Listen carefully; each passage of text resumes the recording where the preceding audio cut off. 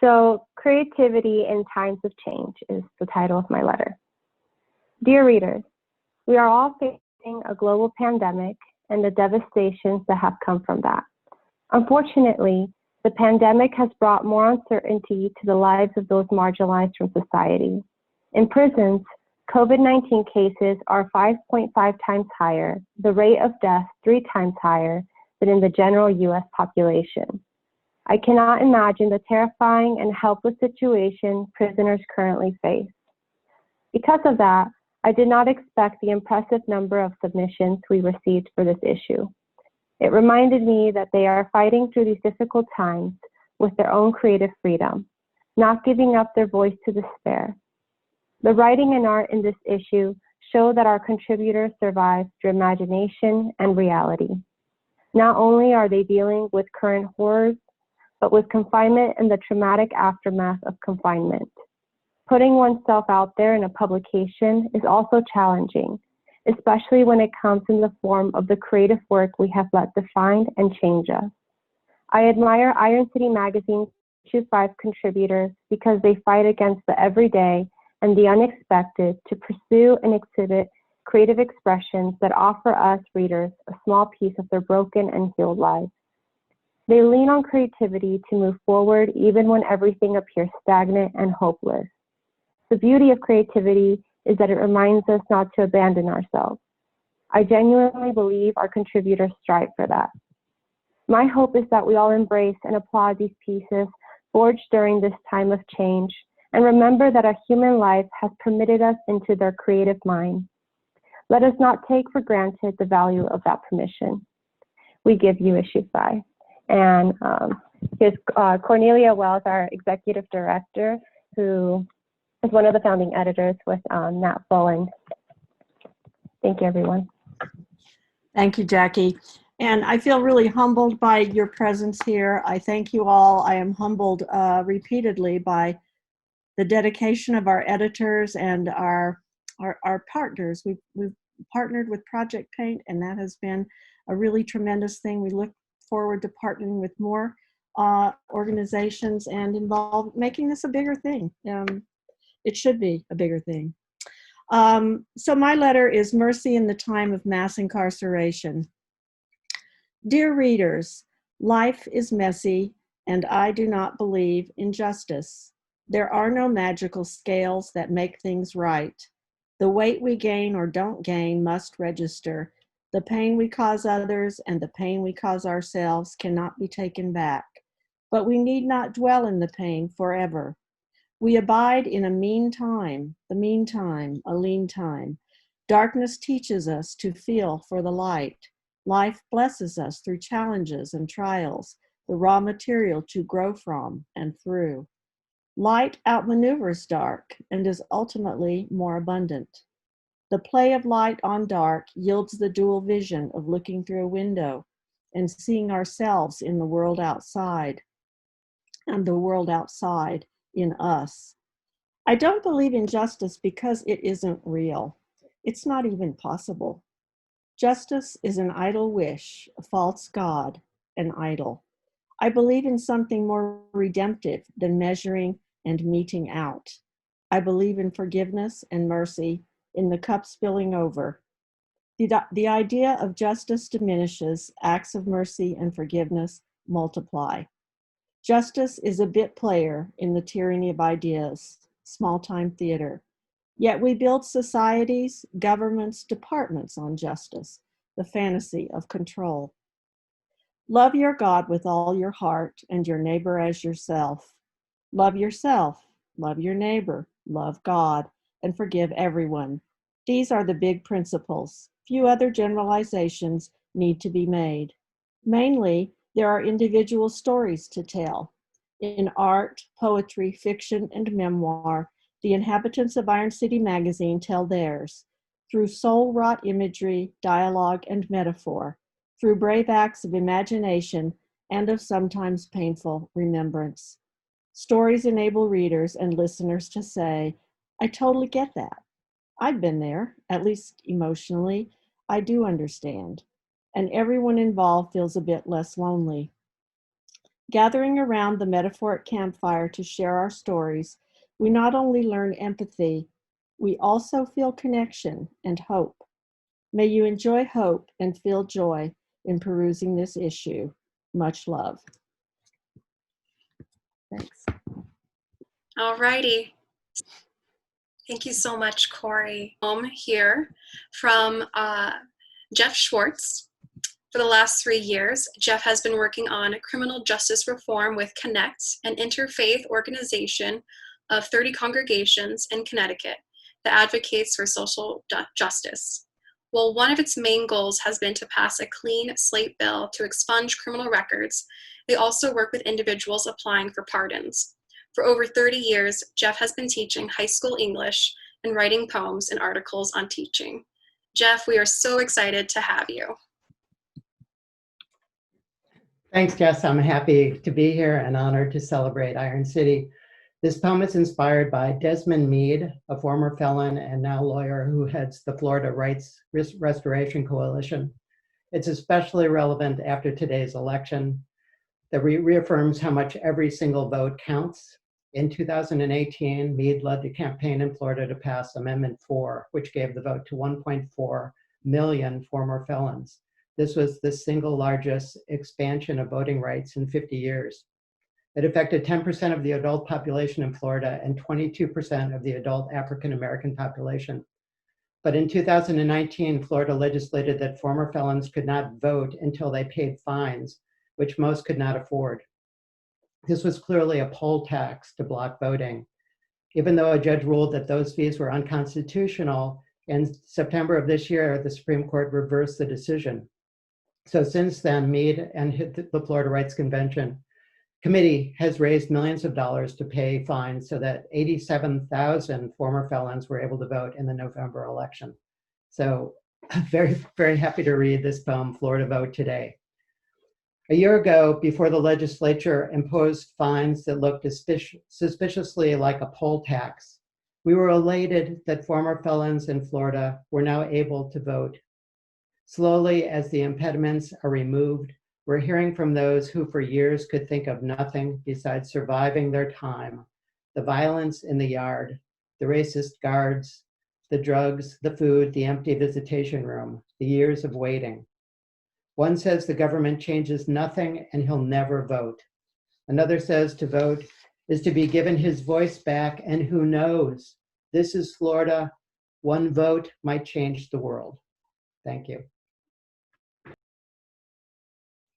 Thank you so much, Jeff. And your poem is especially salient and relevant today of all days. So thank you again for writing that, and also for your work and activism on that piece. So we did just have a little shift in our lineup for the evening. So I just want to actually check in with someone real quick to see if we can switch around the order here. So Laura Goulart, do you feel ready to present? Give me a thumbs up. Great. So I'm going to go ahead and introduce you. We're going to be switching things around here. So for all of you who can't see all our panelists at home, just hang tight for one moment. Okay. So our next presenter will be Ms. Laura Goulart, as you heard. She will be reading on behalf of 2 of her students, Sean Neal and Brian Warner. Sean Neal is an incarcerated writer, poet, and columnist for the Mule Creek Post, a prisoner-generated newspaper that promotes the goals of rehabilitation and social justice. He first began writing in 2010 when he made his first attempt at writing a memoir about the gang lifestyle in order to divert at-risk youth from the path that led him to prison, serving a life sentence. In 2018, his desire to become a writer was rekindled when he began writing columns for the Mule Creek Post with the aim of delivering self-help advice to lifers preparing for board or parole hearings. He turned his attention back to memoir writing and joined Goulart's creative writing class, and has since completed the first draft of his book, titled This Life Matters. The Watts native considers himself a tell it like it is kind of writer, and hopes to someday publish works that will serve to bring about a greater awareness of the need for social justice. Sean Neal is serving life without parole in California. The second writer that she will be reading is Brian Warner. Brian Warner is a student in the Urban Ministry Institute's TUMI, T-U-M-I, seminary program at Mule Creek State Prison in California. His recent work has appeared in the inmate-produced newspaper, the Mule Creek Post, and he is published in the journal Illuminations, and his work is forthcoming in Coal City Digest. He has also just published 2 poetry chapbooks, The Heart That Might Live Again and Gathering on Sea. All right, Laura, we are so excited to have you read on behalf of Sean and Brian.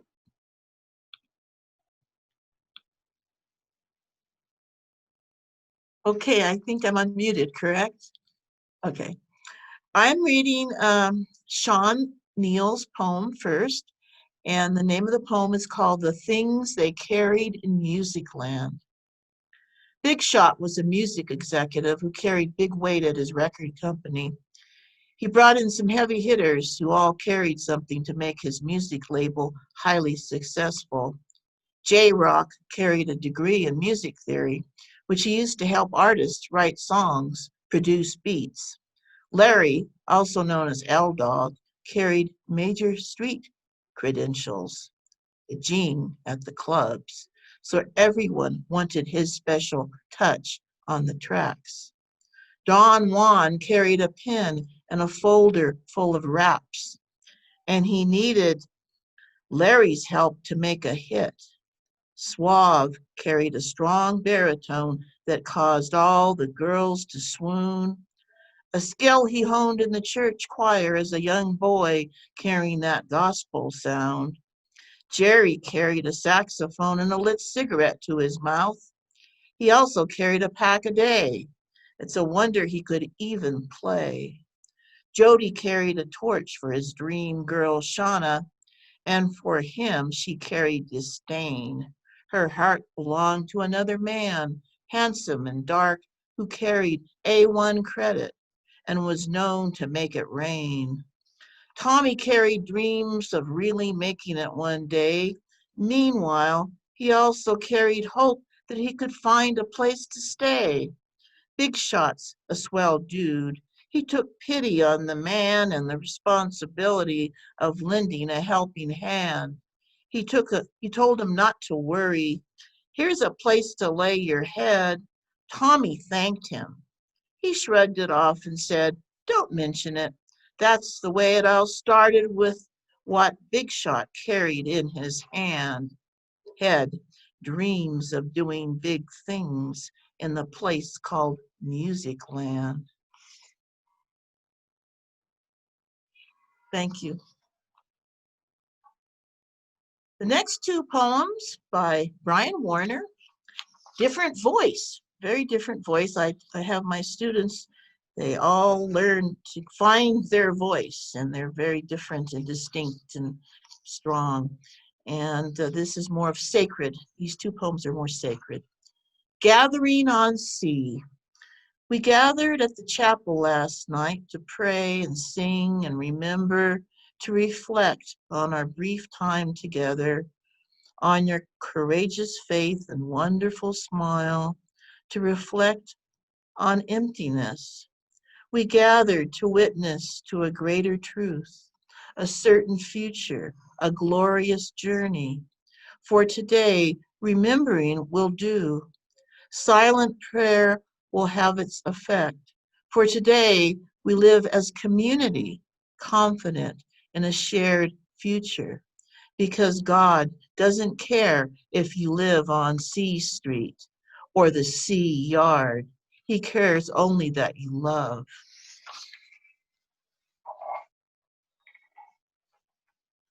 By Brian Warner, Blessings. A spirited God bless your day greets me on my way to work on the 660-yard track that defines the orbit of our world. Hands twisted by arthritis grasp a cane that accompanies lively swagger. His ready smile is framed by stories pinned in blue and red that tell of losses so searing their images barely remain affixed. Grace alone binds the pages and breathes life into benediction. Thank you. Thank you so much, Laura, for reading on behalf of both Sean and Brian. Okay, and I also just want to take a moment to bring everyone's attention to the fact that we have wonderful merch out right now. So if you haven't noticed, because we're all right here on the screen, a lot of our presenters are wearing Iron City magazine shirts. So right now, all of them are standing up and showing them. I know the attendees on the webinar can't see that, but be sure to look out for that when they present and read. And if you're up next, go ahead and take a little moment to show off your swag. Alrighty, so our next featured contributor is Anne Bracken, tuning in from Maryland. Anne Bracken, an activist with a pen, has authored 2 poetry collections, No Barking in the Hallways, Poems from the Classroom, and The Altar of Innocence. Anne serves as a contributing editor for Little Patuxent Review and co-facilitates the Wild Readings poetry series. Her poetry, essays, and interviews have appeared in anthologies and journals, including Women Write Resistance, Mad in America, Fledgling Rag, and Gargoyle. Anne's poetry has garnered 2 Pushcart Prize nominations, and her advocacy work centers around arts-based interventions for mental health, education, and prison reform. Her website is www.annebrackenauthor.com. Alrighty, Anne, we are so excited to have you. Thank you, Jess, and thank you to all the other contributors. I can't tell you how honored I am to be part of this publication that is advocating and giving voice to people who are so often forgotten. That is the whole point of the poems that I'm going to share tonight. They're all based on experiences that I had volunteering for 3 years in a Maryland prison with men and women. It was life-changing to meet the people and to hear their stories. The first poem is called Sandbags Against the Flood. When the writing teacher asks, "Where's Marco?" Daryl tells her he's in CLEP, Character Literacy Awareness Project, a class where the old guys teach the young guys what it means to be a man. When a writing teacher asks the men, "What do you need to prepare you for life outside, besides a GED?" the answers pour out like a great chorus. It's overwhelming to leave. Came in when I was 16. How do I rent an apartment? Or get housing or a driver's license? Apply for a job? I don't know where to start. The men's needs stacking like sandbags against a flood. Daryl adds one before he returns to the tears. We don't know how to be citizens. An especially significant line, given that more and more incarcerated people or formerly incarcerated people are being given the right to vote. They do want to be citizens. They are citizens. So thank you, Jeff, for your work in Florida. This one's called Lock Me Up Out Here and Elsewhere, and I won't ask you to reconsider how living 90 miles away burdens my family by design.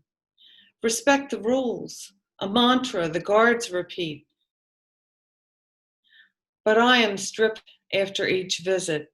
Respect isn't a duality in my world, where a tossed dish lands me in the hole, which feels like a cauldron of pain.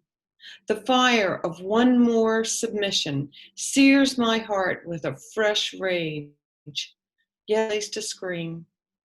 I am slowly learning that no exposure of who I am or who I am becoming can erase the dark contours of my past. And this poem is the one I just read, especially significant for people from Washington, D.C., because Washington, D.C. has no prison system. They send their prisoners to federal prisons all around the country. So people from Washington may never get to see their families in person while they're incarcerated. And this last poem is based on, of course, an actual incident, and it deals with the physical environment of the prison, which for anyone who's been inside is extremely disturbing, or it can be extremely disturbing. It's called Surviving the Lake in the Basement. If these brick walls could speak, what stories would they tell? Would people point and shout, "Liar," at the tales, impossible to fathom? As we descend into the bowels of the prison, I shudder and hesitate. It sounds like a fight brewing. Instead, we see men in gray prison garb, wielding wetbacks and wringing out sodden towels. Brown water fills an endless row of buckets.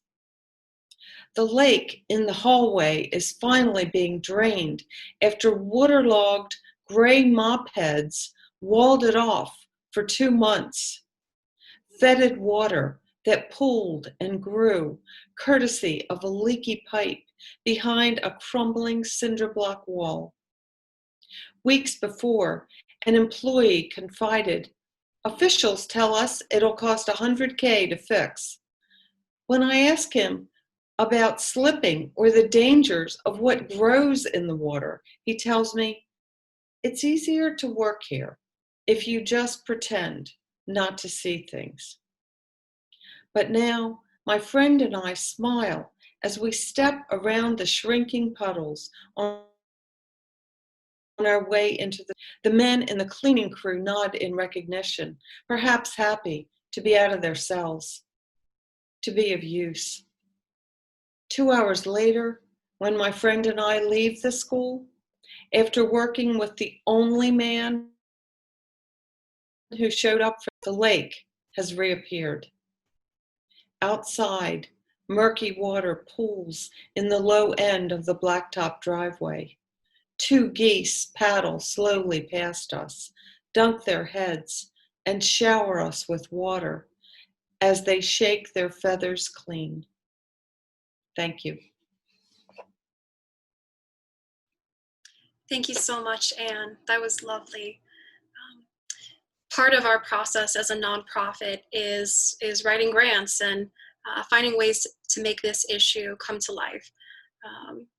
Hearing Anne's pieces and the ones that we've had so far and the ones to come, one of the words that always comes to mind when thinking of how to describe in a grant, well, who are you? What do you publish? The word I come to is unflinching. The people who choose to submit and write are incredibly vulnerable and courageous. And so it's really wonderful to have you all here tonight to witness all of these pieces. We are now going to switch gears a little bit and actually shift into some art displays. So I'll be introducing a partnered group and organization, and they'll be showcasing some art soon. Our next presentation will be specifically from Justice Arts Coalition. And so they're doing incredible work with the criminal justice system and pairing artists together. They're going to talk more about it. So I would like to now invite their founder, Wendy Jason, and one of their network artists, Carol Alden, and they'll be introducing more. And we'll be pulling up a PowerPoint here to show you some of their amazing art.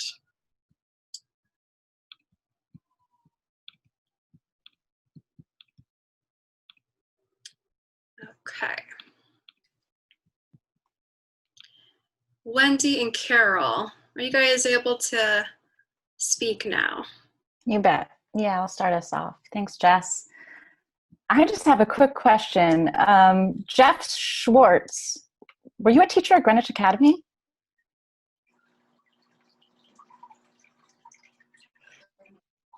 Class of '94. You might not remember me, but it's wonderful to see you. We'll try to connect after. This is kind of exciting for me. All right. Hi, everyone. My name is Wendy Jason. I am the founder and director of Justice Arts Coalition. And I'm just going to tell you a little bit about Justice Arts Coalition before I hand this off to Carol Alden, who's an artist in our network and a friend and an inspiration to me. So Justice Arts Coalition, we're based here in Tacoma Park, or Silver Spring, Maryland. And just a little bit about us. So through the sharing of stories and resources, and by using the arts as a bridge between people inside and outside of prison, Justice Arts Coalition, which we call JAC, unites teaching artists, arts advocates, and currently and formerly incarcerated artists and allies, harnessing the transformative power of the arts to reimagine justice. Our work stems from the premise that art can serve as connective tissue, weaving its way back and forth through prison walls to foster and strengthen relationships between people inside and out. Art can remind us of our shared humanity, our common struggles and sacrifices, and that every one of us has a unique gift and a unique story to share. To create a work of art, a song, a dance, or a poem within the barren confines of prison is truly a courageous and a liberatory act, a reclaiming of identity, of possibility, of worth, a demand to be visible. JAC affirms and uplifts those who venture onto this path towards internal freedom, while amplifying their voices so that more and more people outside will feel compelled to fight for their physical freedom. We serve as a unifying body for those engaged in art making in and around carceral institutions across the United States. We provide numerous opportunities for the nearly 300 incarcerated artists in our growing network, to share their work both through our own platforms and by facilitating connections to opportunities offered by partners like Iron City, like PEN America's prison writing program, and like MoMA PS1 in New York. We host exhibitions and online galleries. We host Art Links events in which community members view new works by incarcerated artists and write letters to the artists, sharing their reflections and feedback on the work. We also host an art-focused correspondence program, the Partner Project, through which incarcerated artists are paired with artists on the outside to exchange letters, creative works, sources of inspiration, and words of support and encouragement. We support teaching artists also and arts organizations that provide programs in prison by serving as a hub for resources, community building, and collective problem solving. This aspect of our work has been of particular importance during the pandemic. As many of you know, all programming in prisons came to a halt with the start of the nationwide lockdowns. Arts program facilitators have been in dire need of spaces in which they can join together to support each other and find ways of overcoming the obstacles that were preventing them from fulfilling their missions. Our network also includes numerous family members and loved ones of incarcerated artists, as well as formerly incarcerated artists, many of whom connected with JAC while still inside. And Carol Alden is one of those artists who connected with us while she was still incarcerated and has remained in close touch since coming home just over, it's been about 1.5 years now, right, Carol? And Carol and I have continued to work very closely together. So I am honored and excited to introduce you to Carol so that she can tell you a bit of her story and show you some of her work. And I'll also, if I may, put some information, some links about Justice Arts Coalition into the chat. I would encourage you all to check out our partner project, our arts-based pen pal program. We have a long waiting list of artists and writers inside who are waiting for partners on the outside. And I think that's it for me. Thank you. Hello. Am I doing this right? Can you hear me?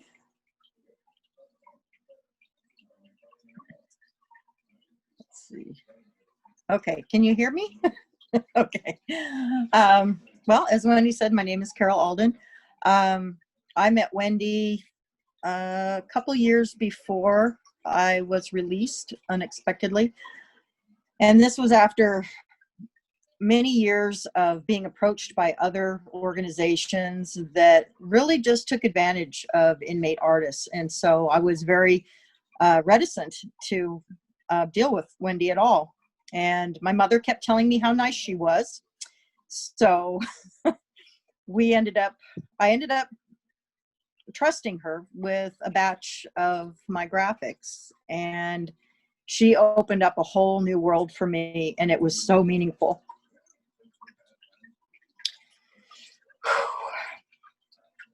I don't think many people realize what it's like to have your voice taken away, to be made to feel that you have no validity as a human being whatsoever. I had been in a situation of extreme domestic violence, and it culminated in me defending myself one night when I was cornered, and I shot my attacker. And I had a 15-year sentence from this. I was unexpectedly released about 2 years early, so I have been out for just a little over a year now. And you know, hearing the poetry of the people who talk about how do you reintegrate yourself into society, it just really grabbed my heart, because that's exactly what I've been going through. And the whole time you're in prison, you're basically told that you are a failure because you haven't planned your life properly. And so you spend every waking moment planning what your life is going to consist of, the things that you are going to tangibly do to change your life so that you are not in the positions that you were before. And I had very high hopes when I was released last April. And things were wonderful for a very brief period of time. I had all sorts of things lined up. And then all of a sudden, this COVID thing hit. And everything that you've planned on for decades is suddenly invalidated. So it's almost like being in prison all over again and trying to find a new pathway to being self-sustainable. And as an artist, that's especially challenging, I think, because when everybody is trying to survive, art tends to go by the wayside. You know, it's not considered a necessity.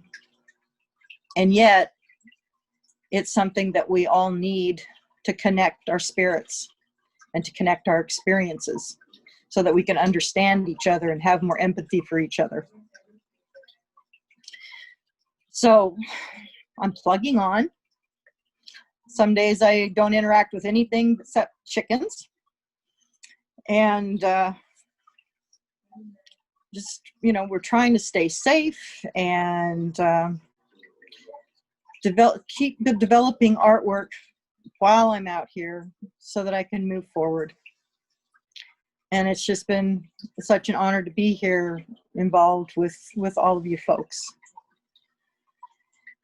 And the next big project is I'm turning an old Dodge motorhome.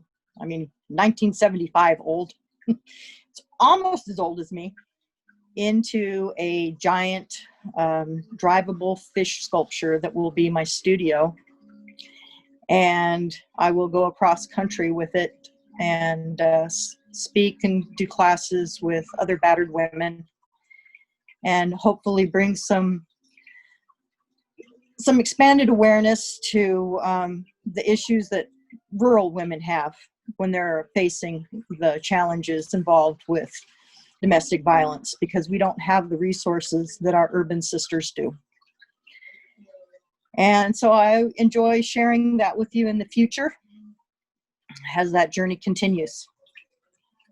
And I wish all of you the very best in your own journeys. Thank you.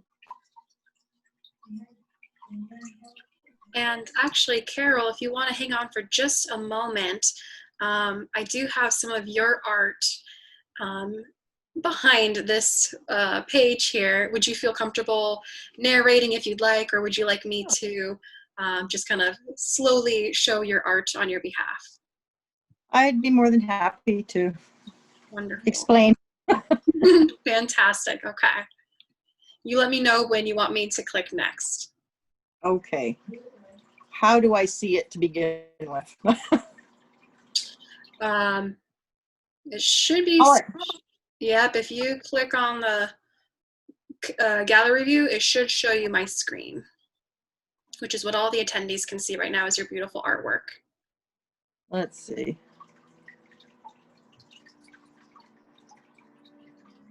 I'm sorry, I don't even know how to get to the gallery screen. And you're on your phone, right? Yep. Okay. All I'm seeing is lots of people.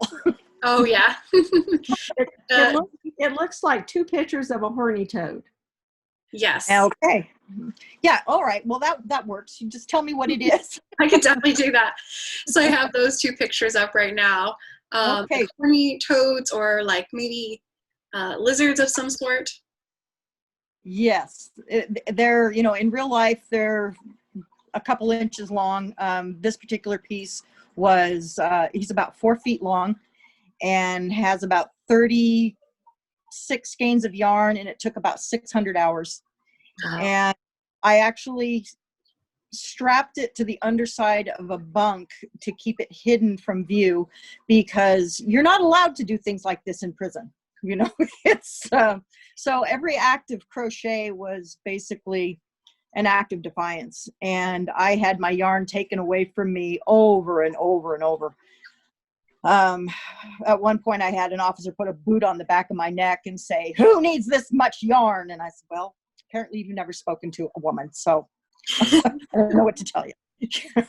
But that was, pieces like that I did when I was really struggling, and I isolated and just worked on just something to keep my mind occupied. Yeah, I'm going to show a few more and I'll describe them to you. The next one that's on the page was the piece you sent to me that you said was taken right before you went to prison. And it almost looks like a dragon. Yes. I designed and built that for the Utah Arts Festival in 2006. And I welded it out of 2,000 feet of steel and engineered it to float. And so the finished piece was 90 feet long, 18 feet tall, and those fins coming out from the side were 20 feet long. And it has fabric stretched over the framework, which I then painted. And I taught my 9-year-old daughter how to weld while I was doing this. Wow, that is incredible. Your the next two pieces are, they look like they might be hand-drawn or with pen or pencil. And these are the ones with the woman behind the bars. And yes. The one with the fish. Mm-hmm. Okay, so the one with the woman impaled on the bars was one of the first drawings that I did in the year that I was in county jail awaiting to go to prison. And it really represents how I was feeling at the time. The little figures disappearing across the horizon were basically my children, my hopes, my dreams, my entire life I felt was just over. I was facing a 20 to life sentence at that point in time. I just was in unimaginable pain. And when you're in that much pain mentally, it turns into physical pain as well. And, the nudity has to do with just feeling completely dehumanized and vulnerable. And it's a hard place out. I was extremely suicidal at that point in time. And in fact, they kept me talking about the next one with the impaling. The sideways ones, Next image, Jess. Nope, it's not there. No. It's of a nude impaled on. Yeah. That one is not in the slideshow, actually. Oh, okay. Never mind. I apologize about that. It was wonderful. It's wonderful. Okay, well, it's a series, so it's a triptych. So that's the first one. The second one, where it's a representation of myself in a jail cell crocheting, and there's, I've been there long enough that I feel defiant, and it's like, all right, you have me in prison, but you're not keeping my spirit out of, in prison. It's like my ideas and my dreams are going to escape. And so that's what it's representing, with the crochet turning into this flowering vine that is blooming outside of the prison walls. And then the last one in that series is the child sitting inside the fish's mouth, and the bars are starting to melt away. And that just has to do with nurturing your inner dreams and holding on to them and keeping them safe no matter what your environment is. Because someday you'll have an opportunity to apply those dreams. Fantastic.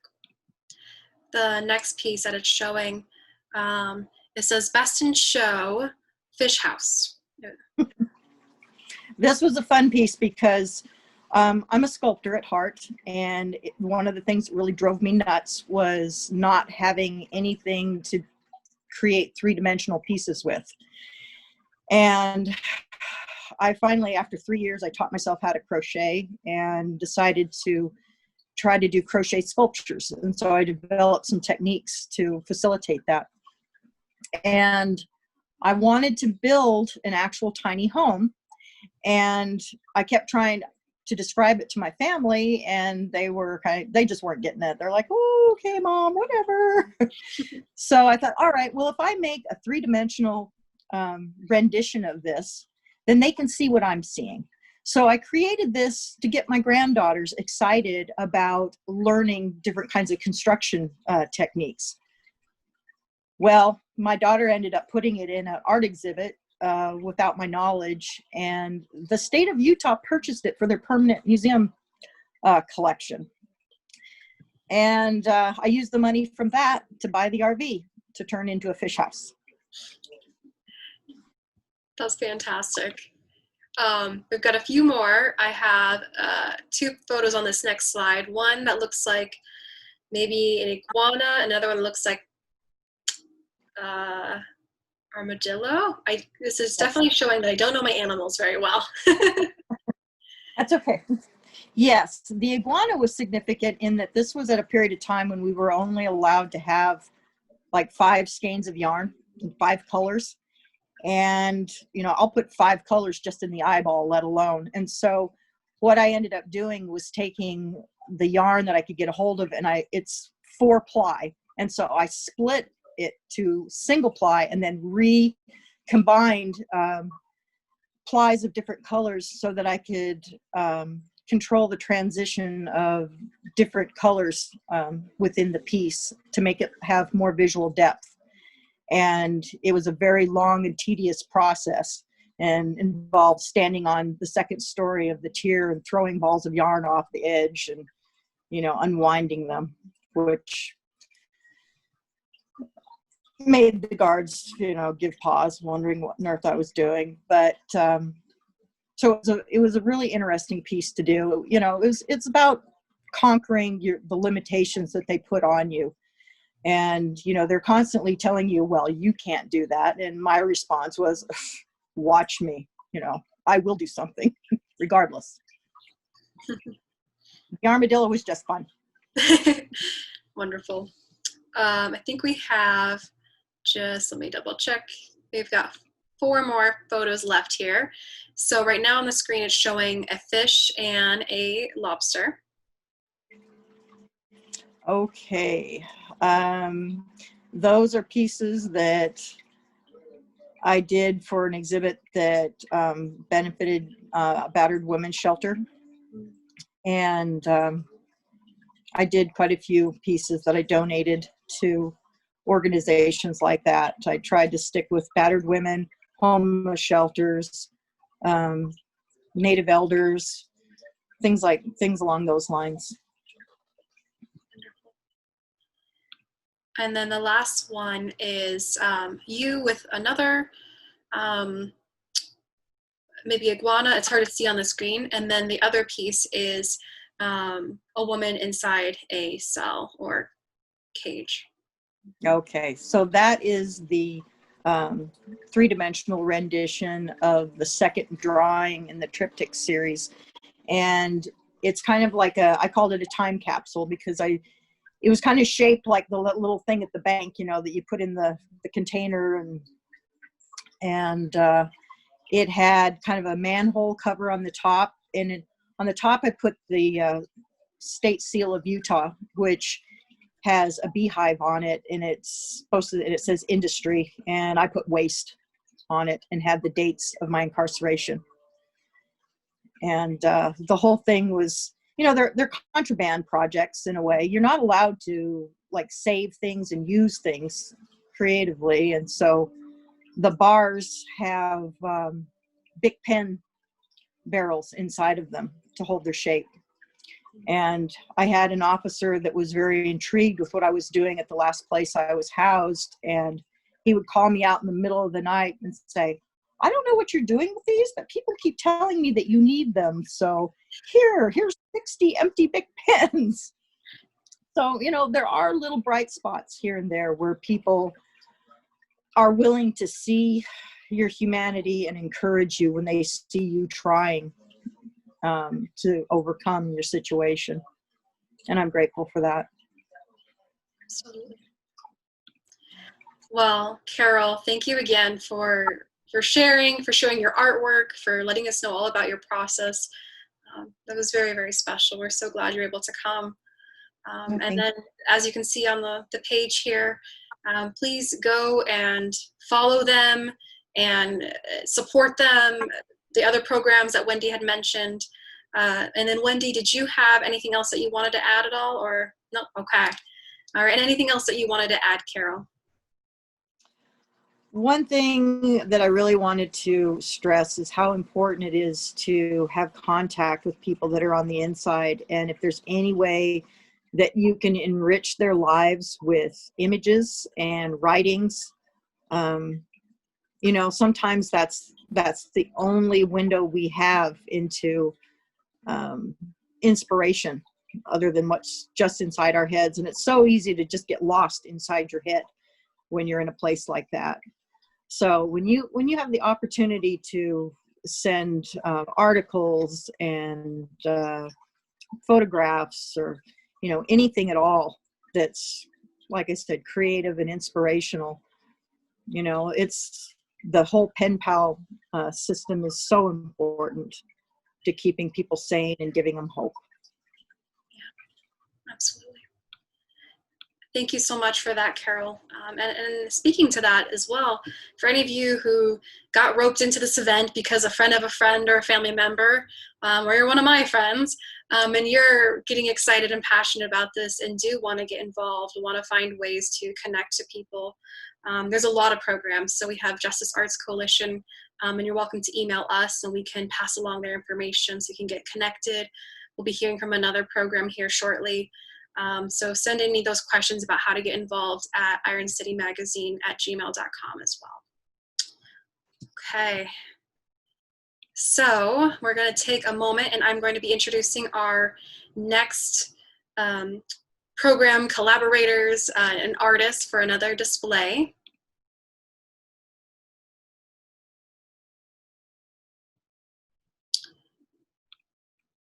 Right. Well,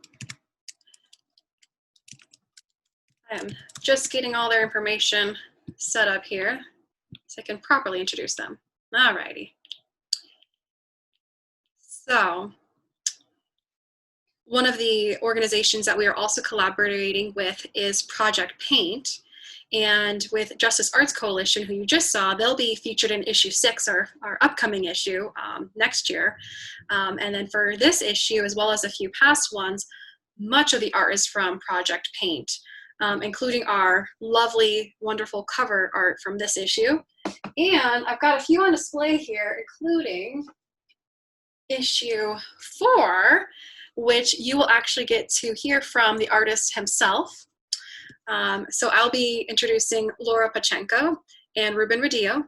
Laura is the founding director of Project Paint, the Prison Arts Initiative, a visual arts program that operates at the Richard J. Donovan Correctional Facility in San Diego and California State Prison. She is also associate professor of sociology at San Diego Miramar College. And Ruben, who I mentioned, was a student of Project Paint while at Donovan State Prison. After serving 25 years of incarceration, he is now a teaching artist with Project Paint. His artwork was also chosen for the issue, as we noted, and he will be also presenting some of the artwork from other artists who are featured in this upcoming issue.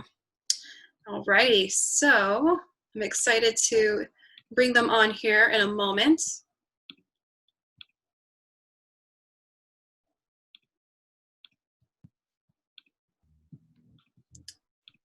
Okay, Ruben and Laura, you guys should be able to speak soon. Let me know if you guys are all good to go. Thank you, Jess. All right, so we'll get started. So I just wanted to comment on the Jack presentation that we just had. Number one, Project Paint is a very proud member of the Justice Arts Coalition, and so we're thrilled to get to follow them. And Carol, as you were talking, I pulled out, I don't know if you can see with my virtual background, but one of the pieces that I got from you at one of the Arts and Corrections conferences that we had. So it was so wonderful to get to hear more about your amazing work. So thank you all so much for having us. We are very, very proud to be able to have partnered with Iron City Magazine for the second year in a row. And we're gonna start off this presentation by having Ruben talk a little bit about the cover art that he did last year.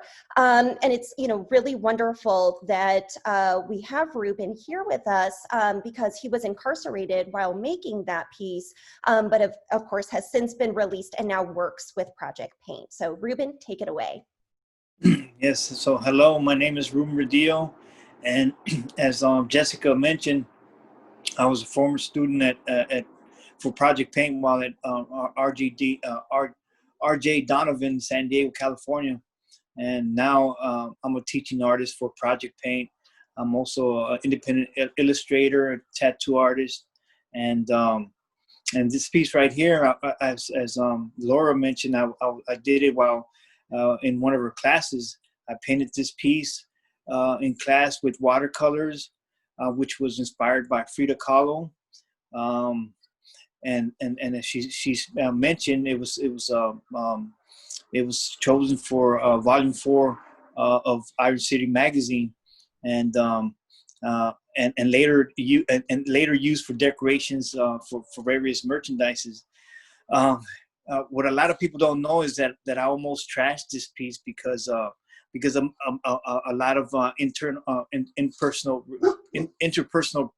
reasons, like Carol was saying, they somehow were suppressed and not allowed to express ourselves in artistic ways, and this piece right here, I felt like I was being too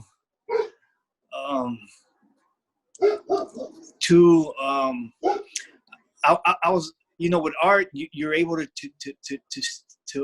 express yourself how you want, and I wasn't used to expressing myself like this piece right here, where your hair is flying in the wind. In this case, my hair is flying in water, so I felt very embarrassed, and I was like, man, I'm not allowed to do this. So I kind of like, I wasn't used to doing this, so I almost threw it away. But I'm glad that I did, and I turned it in, because now I see that it brings a lot of smiling faces when my family sees it and when people see it, and I also want to say thanks, Anne, and because she said that that we're our citizens, and that made me feel really good, and thanks to Laura and Project Paint and Iron City that we're given this platform so we could become these citizens, the citizens that we are. And I'm so grateful, and I was in tears while I was listening to Carol and Anne and everybody else sharing their words. So thank you for letting me for my voice to be heard today. Thank you. Thank you so much, Ruben. So we're going to go through the pieces that were selected for Volume 5 now, and Ruben is going to mention whenever he also spent time working with someone. And so first off is a piece by Kenneth Flannery. And so Kenny was in our class actually on a different yard than Ruben knew him on. And so you can see this piece was made in 2015, and it was part of an exhibition that we did at the Oceanside Museum of Art. So that was a very prestigious show. We had an amazing turnout for a panel discussion that was there. And Kenny's piece is it's called a metaphorical self-portrait. So what we had asked all of the artists to do was to represent themselves in some kind of non-representational way. And so Kenny's piece ended up being absolutely amazing and was one of the featured pieces of that exhibition. So Ruben, whatever you'd like to add now. As Laura says, I got to meet Kenneth Flannery in person, and he was really a very prolific artist. He was in my welding class, and he used to always make art with welding as well. And this piece represents him really good because the pistol on the bottom, he used to be a cowboy, so he used to be proud of being a modern day cowboy, and then he was always expressing himself. He was very emotional. So this piece right here is a exact representation of him.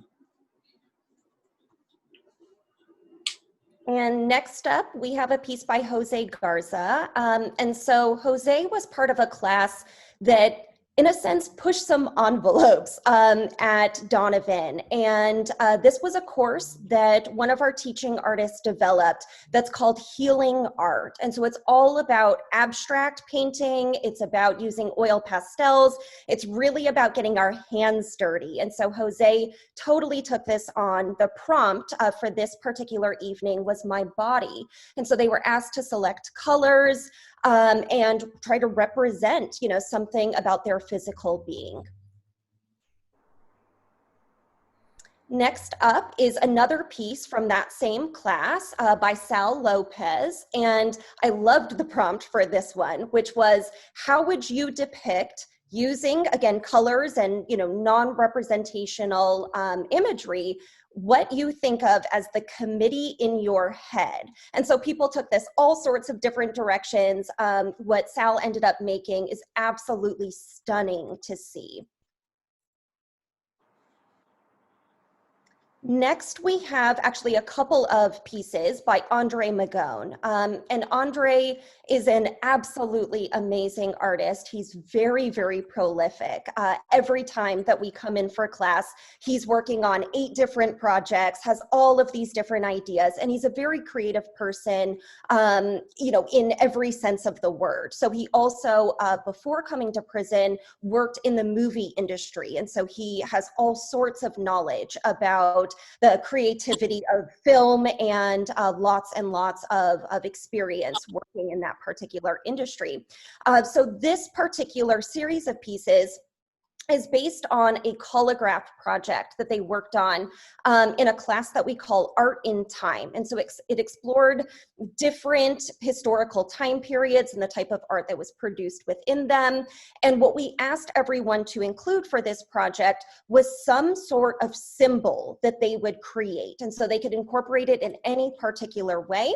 And in this case, what was selected for publication of Andre's pieces were 2 of the prints that he did. So you'll see this one, and then also on the next slide is a second one.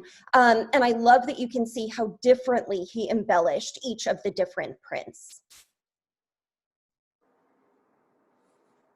Next, we have a piece from that same class that I mentioned before, Healing Art, but this is actually one that was offered on a different yard and prior to the one that we saw from those 2 previous pieces. And so this is by Me No, and the prompt in this one was, what would you use to represent a journey from dark to light? And I honestly was immediately drawn to this piece. I loved that No used so many different colors. Just kind of a note about oil pastel. We've never had so many people complain about how dirty, right, a particular medium is. So it was really, really fun, for everyone to get their hands dirty, but also then to wash their hands after this entire experience. So this was No's piece of Journey from Dark to Light. All right, so next up is the Collagraph part of the prints that I showed you before from Andre Magone, and this one is by George Osada. And George, again, using this notion of a personal symbol, ended up coming up with a really, really creative interpretation of multiple different religious symbols. And a great note about George is that he has since been released, so he's no longer at Donovan or any prison. Okay, Russell Pence. So Russell is another one of these incredibly prolific artists. He is always working on something, and his pieces are always incredibly visually appealing. So this one was done a few years back. We actually had everyone start off with some kind of 2D cubist interpretation, and they were instructed to use paper, right? So it ended up being all different types of cut paper. It was a very fun project, but then we threw in a twist at the end of it, which was, okay, now your 2D piece has to become 3D. So how people ended up working within a shadow box became really, really interesting. And Russell's piece was really wonderful. Okay, another of Russell's pieces. So this is again from that Art in Time class. And this was one of the very first pieces we did where we were looking at Paleolithic art. So what we had everyone do was to take their hands and use glue to trace their handprint and then take dirt from the yard in order to incorporate in some kind of way into their handprints. Another twist of this particular project was to incorporate some type of positive affirmation. And so we talked a lot about kind of language and the power of language. And so you can see that Russell's piece says "free at last." Okay, a third piece from Russell. So this again is one of the Collagraph prints that was done. And again, you know, Russell is a master of embellishment. You know, he always sees to every single detail of a piece. And, you know, that was definitely the case here as well. Okay, so all of the artists that you've seen so far have been from Donovan, and this artist is from Centinela. So it's California State Prison Centinela, and it's in Imperial, California. So it's on our way over to Arizona. And this is by Joelle Robledo. And Joelle was working on a prompt where so the class was all about incorporating poetry and using poems as the, you know, kind of impetus, right? The inspiration for their particular piece. And so this is titled Caged Bird, you know, from the Maya Angelou poem, I Know Why the Caged Bird Sings. Okay, Marvin Rodriguez. So again, we're going back to Donovan artists, and Marvin brought into class one day this amazing, amazing piece that he had done entirely in pen. And this is a huge piece. It ends up being, you know, as large as a piece of poster board. And the detail on it is absolutely amazing. So Marvin worked on this entirely on his own, and he brought it in specifically to donate it to us for purposes like this, for getting it out there, you know, for sharing the work that we do and the amazing art that is done inside of prisons. And another wonderful note here, Marvin has been released and he may actually be on this call. If you're here, Marvin, put it in the chat. He wasn't sure if he could make it tonight, but he said he would do his best. And I hope that he's here to see his amazing work on display. Okay, John Winkleman. So John Winkleman is an artist who we have worked with for years. He started off very hesitant about visual art because he primarily identifies as a musician. He's actually a classical guitarist. He's an amazing classical guitarist. And, you know, at the beginning, he said that he felt kind of out of his element, but he's always stuck with it. And I have to say, all of his work is absolutely wonderful. So his work is constantly selected for exhibitions, for publication. In fact, he has had work at the Oceanside Museum of Art as well. Again, that is, you know, one of our most prestigious exhibitions that we've done. And this is, again, another of the 3D Cubist portraits where they started off with a 2D version and then ended up having to manipulate it to make it a 3D project. All right, another of John Winkleman's pieces.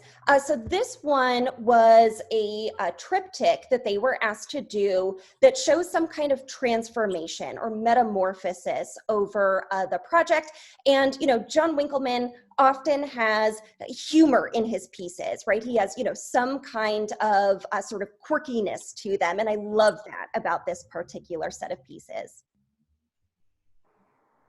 Okay, and then our cover artist for this issue is Gwen Randall, and Gwen is a powerhouse. So Gwen not only ends up creating piece after piece after piece. Again, you know, she's an artist who, when we come in, is constantly working on, you know, 10 different projects at a time.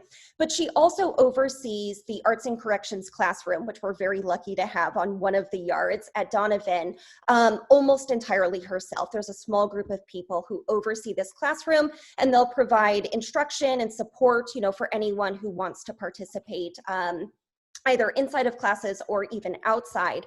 And Gwen, we got to do an exhibition inside of Donovan on this particular yard. It's called Echo Yard at RJD.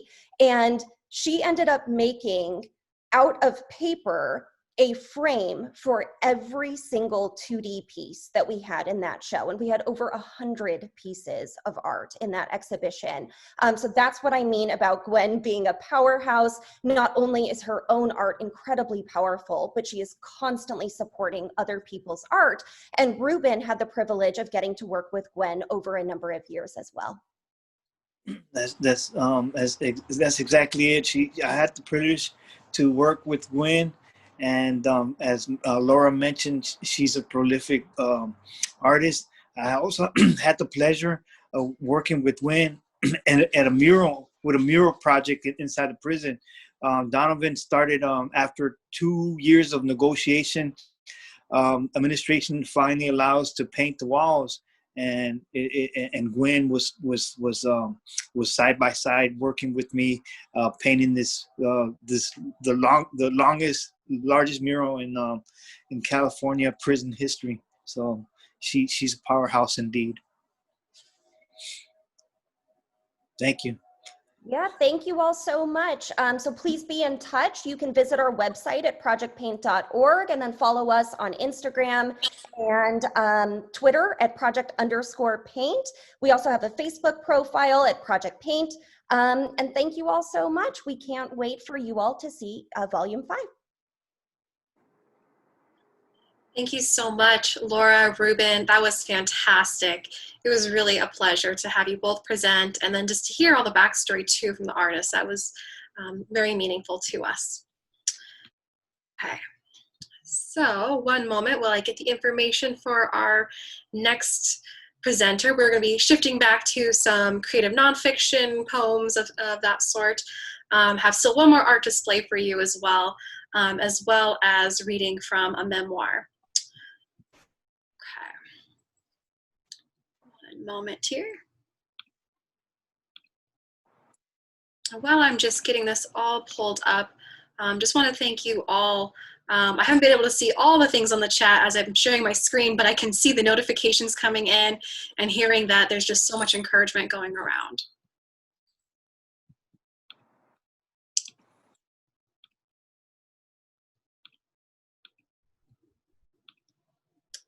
Okay. So our next presenter of the night will be Ashley Johnson. Ashley Johnson is a Master of Fine Arts candidate, MFA at the Solstice MFA Creative Writing Program of Pine Manor College. Her essays have appeared in Sleep Magazine and Glassworks Magazine. She is currently working on a memoir and essays about the residual effects of mass incarceration on the Black family structure.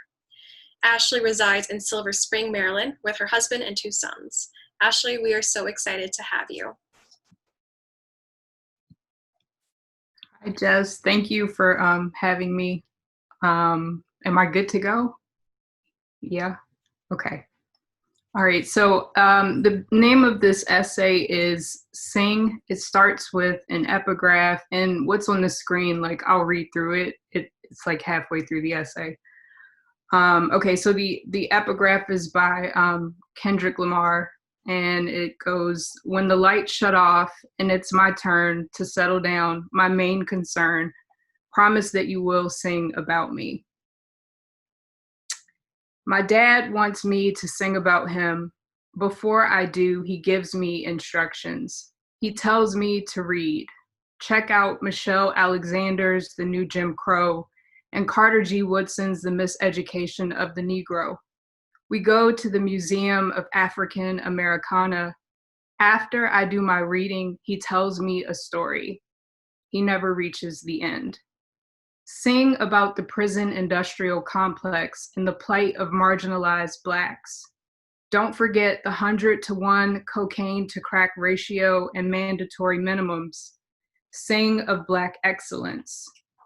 He thinks, I'm not a statistic of justice.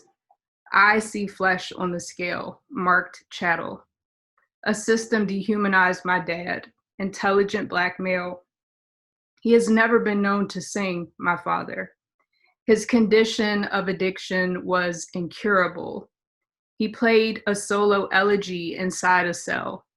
His vibrato intensified in the whole. From debut to platinum status, the ideas for his song never change. Strip, squat, cough, survive in here. Run that back, survive. Open wide, it is unacceptable to sing. Tongue up, press to the roof of your mouth, tongue down, tongue out. Put these on, welcome home. You sleep here, stay in here. An inmate's refrain sounds like, figure out who you are, read, keep your head down but walk proud, keep your head up but stay humble. The sentence repeats, another is added, over and over, time and again, run that back. His soundtrack is distorted.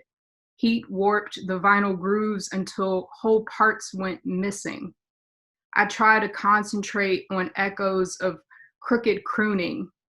Holding parsed notes, I mumble through melody, revise words, rehearse sounds. I am ready to record his record, for the record, but when I open my mouth, he stops me. Once more, he says, repeat after me, he says. I was at Howard University, the Black Mecca in the 80s. I am worthy. I'm the color of the brown paper bag. I passed the test. I've been to Howard Dental School. I had plans, a private practice. I know Black bourgeoisie and Black poverty. I hear him. I have heard him. I can recite it from memory. It goes, my daddy, a God-fearing, woman-loving, wanting for nothing, Black middle-class family having, countryside visiting, city living, suburban dwelling, Black boy, became an addict. For a long time, he frequented buildings with bars and places with rehab in the name, but the buildings didn't make him better. An applause for my freestyle. My father is pleased. I am not. My pitch is off. I've been singing the same song, the same riff, but there's something missing. The rhythm, perhaps. Maybe it's me, maybe it's my voice. Nah, his notes are wrong. He never finished telling me the story. I ask him for the melody, just hum. Cut the words, just hum. Vibrations, pour soul in it. Give me a reference track. I will get it together, and then I will sing. He gives me what I asked for, but it's more than one song. My dad's untitled magnum opus unmastered. Track 1, you were born, I was there, 18 months. Track 2, Prince George's County Correctional Center, 3 months. Interlude, track 3, Mountain Manor Treatment Center, 1 month. Track 4, Cecil County Detention Center, featuring Light Skin Mike, 6 months. Track 5, Lorton Correctional Complex, featuring Bunky Al, 4 months. Track 6, Eastern Correctional Institution, 27 months. Interlude. Track 7, Second Genesis Rehab, 12 months. Track 8, Maryland Correctional TC, Hagerstown New Jail, 10 months. Interlude. Track 9, New Life for Youth Rehab, 12 months. Track 10, Seven Locks Detention Center, featuring Randall Horton, 14 months. Interlude. Track 11, Trosa, featuring Randall Horton and Big Wayne, 24 months. Track 12, District of Columbia Central Detention Facility, DC Jail, 2 months. Track 13, Federal City Treatment Facility, 2 months. Track 14, DC Jail Part 2, 4 months. Interlude. Track 15, Langston Lane Halfway House, 2 months. Track 16, Clarksburg Detention Center, 2 weeks.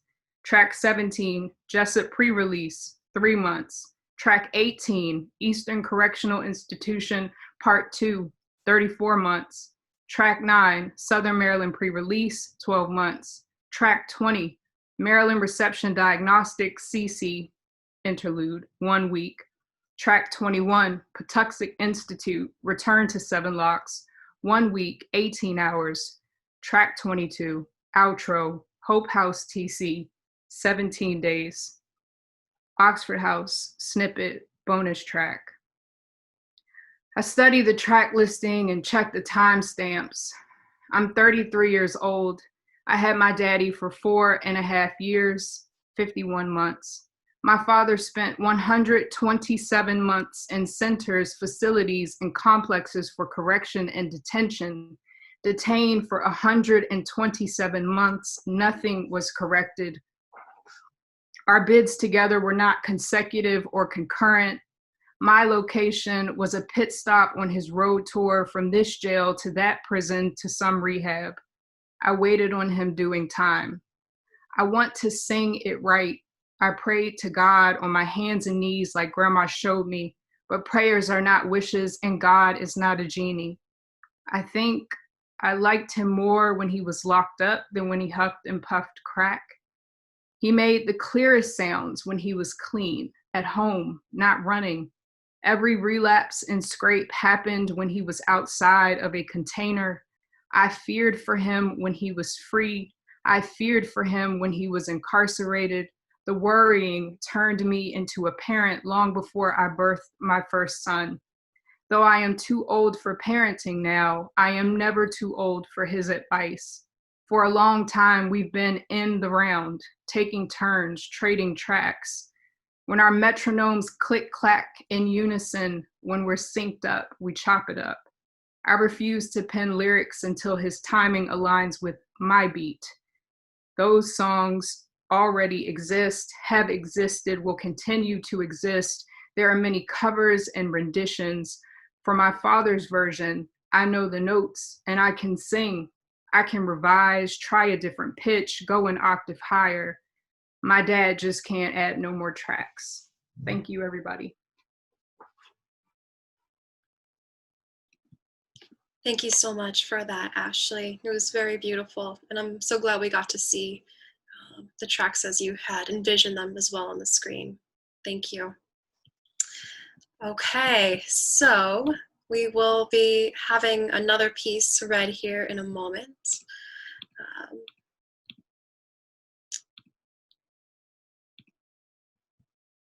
Okay.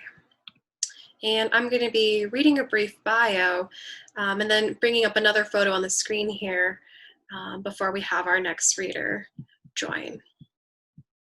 So the presenter who will be called up here in a moment is Rachel Douglas. She's tuning in from Indiana, and she'll be reading on behalf of her brother, Daniel Gallant, who is currently incarcerated in Arizona and recently received his certification as a paralegal. The selection Rachel will be reading is Daniel's first publication, which he considers to be a personal mission statement capturing how he looks to a better future after more than 16 years in prison.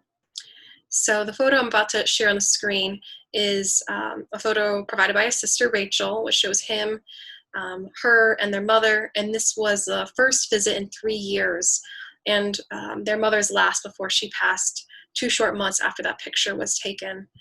So I'm very grateful to Rachel for choosing to share that with us here. So here is that photo so you can see Daniel. And we're so glad that we're able to have this moment too to honor their mother as well. All right, Rachel, are you okay on audio? Once I have you on here, I'll go ahead and stop sharing the screen so you're able to read. I believe I am. Thank you.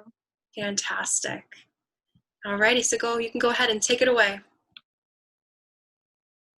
Today I Will by Daniel James Gallant. Today I will awake with a positive mindset, eager for the day to begin, excited about its possibilities. I will decide that I'm happy and count my blessings. I will pray for guidance and seek wisdom in all that I do. I will engage in uplifting self-talk. Today, I will decide that today is going to be a great day, and then spring from my bed, setting my feet firmly on their path. Today, I will make many choices. I will choose which thoughts to hold and which ones to dismiss. I will choose kind words, kind deeds, and genuine smiles. I will choose love over hate, right over wrong, hope over despair. Today, I will decide to learn from the mistakes of my past and strive for a better future. Today, I will make great choices. Today, I will choose progress. Throughout the day, I will pray. I will talk to God and seek His counsel. I will ask, and He will answer. I will seek, and I shall find. I will knock, and doors will be open. I will have faith, and the mountains will move. I will search for my God within, and then look to the heavens, thus finding Him above. I will place at the altar of forgiveness all of my grudges. I will exhibit tolerance. I shall not judge. Today, I will honor my God.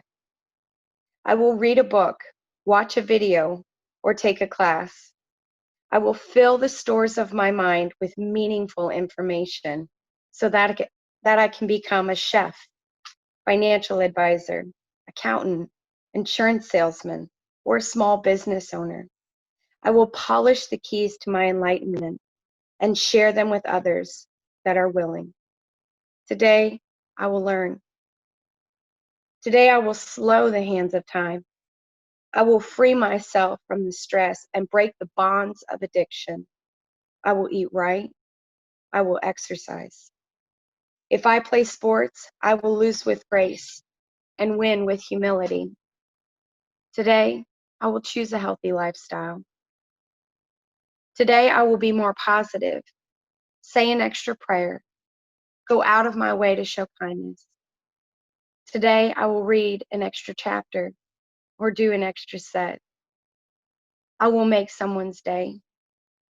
I will be a positive role model. I will be like a city built upon a hill. Today, I will overachieve. Throughout my life, I've squandered my most precious resource because of my pursuit of frivolous endeavors. Blindly, I grope for ill-gotten gains or chemical happiness. Enthusiastically, I followed a path to nowhere, reveling reveling in my own self-destruction. The past will never cease to exist, but it will always remain behind me. Today, I will turn the page. One choice at a time, one day at a time. I will become a better me. I will raise the bar, and I will push the boundaries. My imagination will carry me beyond these walls to the future of my dreams. I will pursue with a sense of urgency all that my past has neglected. Today, I will be a great citizen within this community so that tomorrow I will be an even better citizen within your community. Thank you. Thank you so much, Rachel. That was absolutely lovely. And it was just so fantastic to hear that piece and to hear the way you read it too. Alrighty, our next presentation will be some more art for this evening. And one moment while I pull up their information.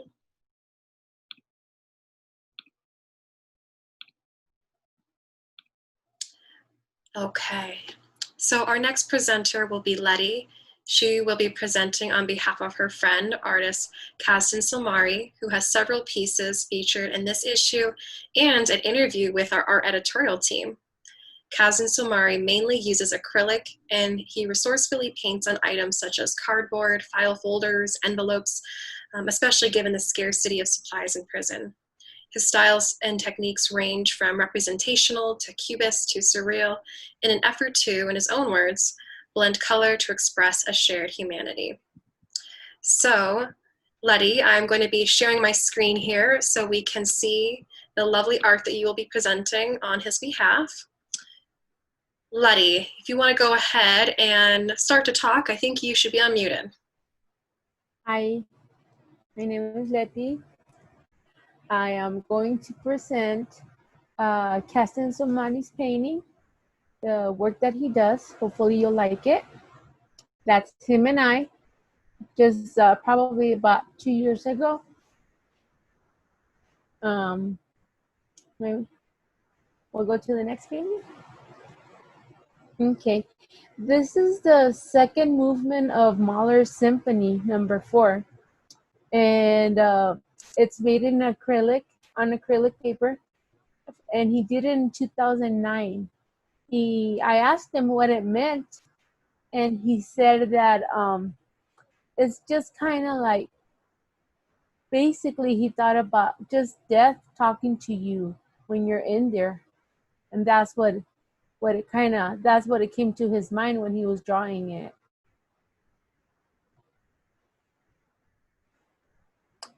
This one is called Azúcar, which is kind of like, I don't know if you're familiar with kind of like Celia Cruz. It's kind of like, I think it's a Latin singer, and it kind of just reminded him in just a peaceful way that it came to mind to him. And that's also just made on acrylic paper in 2020.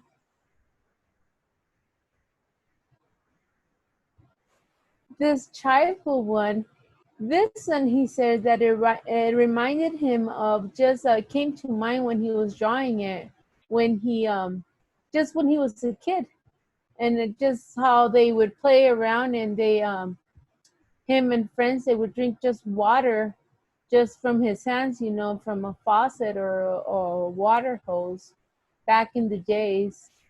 Not that you can do that nowadays, but that's what he did. That's what the picture kind of brought him to. This other one is just the Conquistador, and he does a lot of reading. He loves to read, and he just drew the Conquistador in acrylic paper as well. Janice. This one is just like just you think about two. You have like inside. He says that sometimes you have like two brains, and you think about the outside and the inside of the different styles of life, and how you think about, in his case, being a man, he thinks about his wife or his girlfriend or the person that's outside waiting for them, and that's kind of what it kind of meant to him, just the thought. This one is a funny one, because this one he made out of thinking of, I don't know if you guys are familiar with the movie Love Actually. It's kind of like a Christmassy movie, and that's what he made it out of, thinking on that movie, Love Actually. And it just brought him, he was very sensitive around Christmas, and he just decided to draw this painting out of that movie, Love Actually. That's what motivated him to do this one here.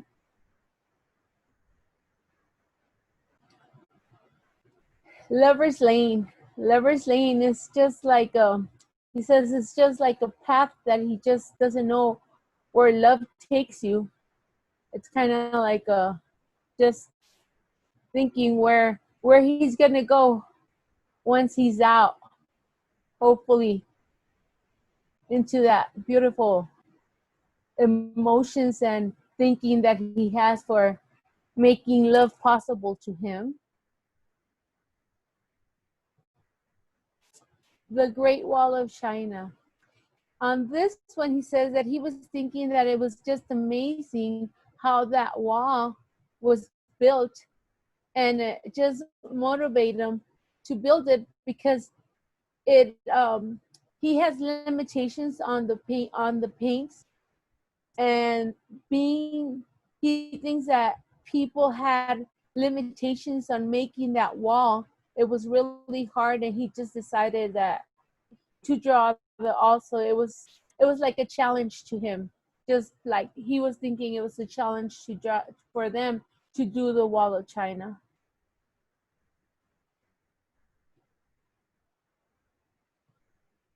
Now this one is this is a funny one. This one, I don't know if you guys can see the Martian on this one. This one, that's why it was called the Martian. I got this one and it took me like, I'm not kidding, about a month or so to actually upload it on our webpage, because he would call me and he would say, "Did you see the Martian?" And I would say, "No." And then he kept saying, do you see the Martian? Well, after several weeks, I just told him I did. And I uploaded the painting, and it was funny because just recently, I was looking at it, and we were talking about it, and he saw. I go, oh, when Iron City decided to choose the Martian, I told him, you know which one they chose? I go, he saw, which one? I go, they chose the Martian. And he saw, really? Yes, I go, I'll be honest with you. I have no clue why they chose the Martian. And he said, why? Because I'll be honest, I don't see the Martian. And he's all, what? All this time? I go, yes, I don't see the Martian, I told me. And he's all, it's not possible. So we did a video chat. And that's what helped, because now we have video chat. And we did a video chat, and I showed him the painting. And once I showed him the painting, he saw, and we both said at the same time, oh, it's here. And I don't know if you guys can see it. It's up the right up corner. And he's upside down, looking down onto earth. He's sitting down, and he's looking down to earth. And he says, and I go, what's the meaning? And he says, well, that's how I feel sometimes, like a Martian. I'm up in the sky, just looking out to earth. And that's how I feel. And that's one of the ones I hated because I couldn't get it. But now it's my favorite one because it has a really funny meaning. And because I couldn't find the Martian. It was funny. Okay. And then that was the last one. So you guys can follow us on Twitter. We're on Twitter and on Instagram. And we're under Castin Samari. And we try to upload as soon as he can because sometimes he can't create because he's pretty limited. But as soon as he can, we upload paintings, everything that he sends in. So you can follow us. We'll be more than happy to see you guys there, have more followers. Thank you. Thank you so much, Letty. That was fantastic. And it was such a pleasure to hear your take on all the pieces and the backstory and inspiration. That was truly wonderful. Thank you so much.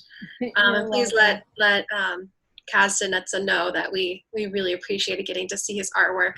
And then for everyone else too, if you are ordering your issue, we have an interview with him as well, so you can hear from him his own words as well, about his process and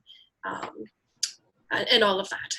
So I know we are getting really close to the end of the time that we scheduled for. We actually still have 2 more pieces. So if anyone is able to hang on and stay a little bit longer, we would really appreciate that, because we have 2 wonderful pieces still to come.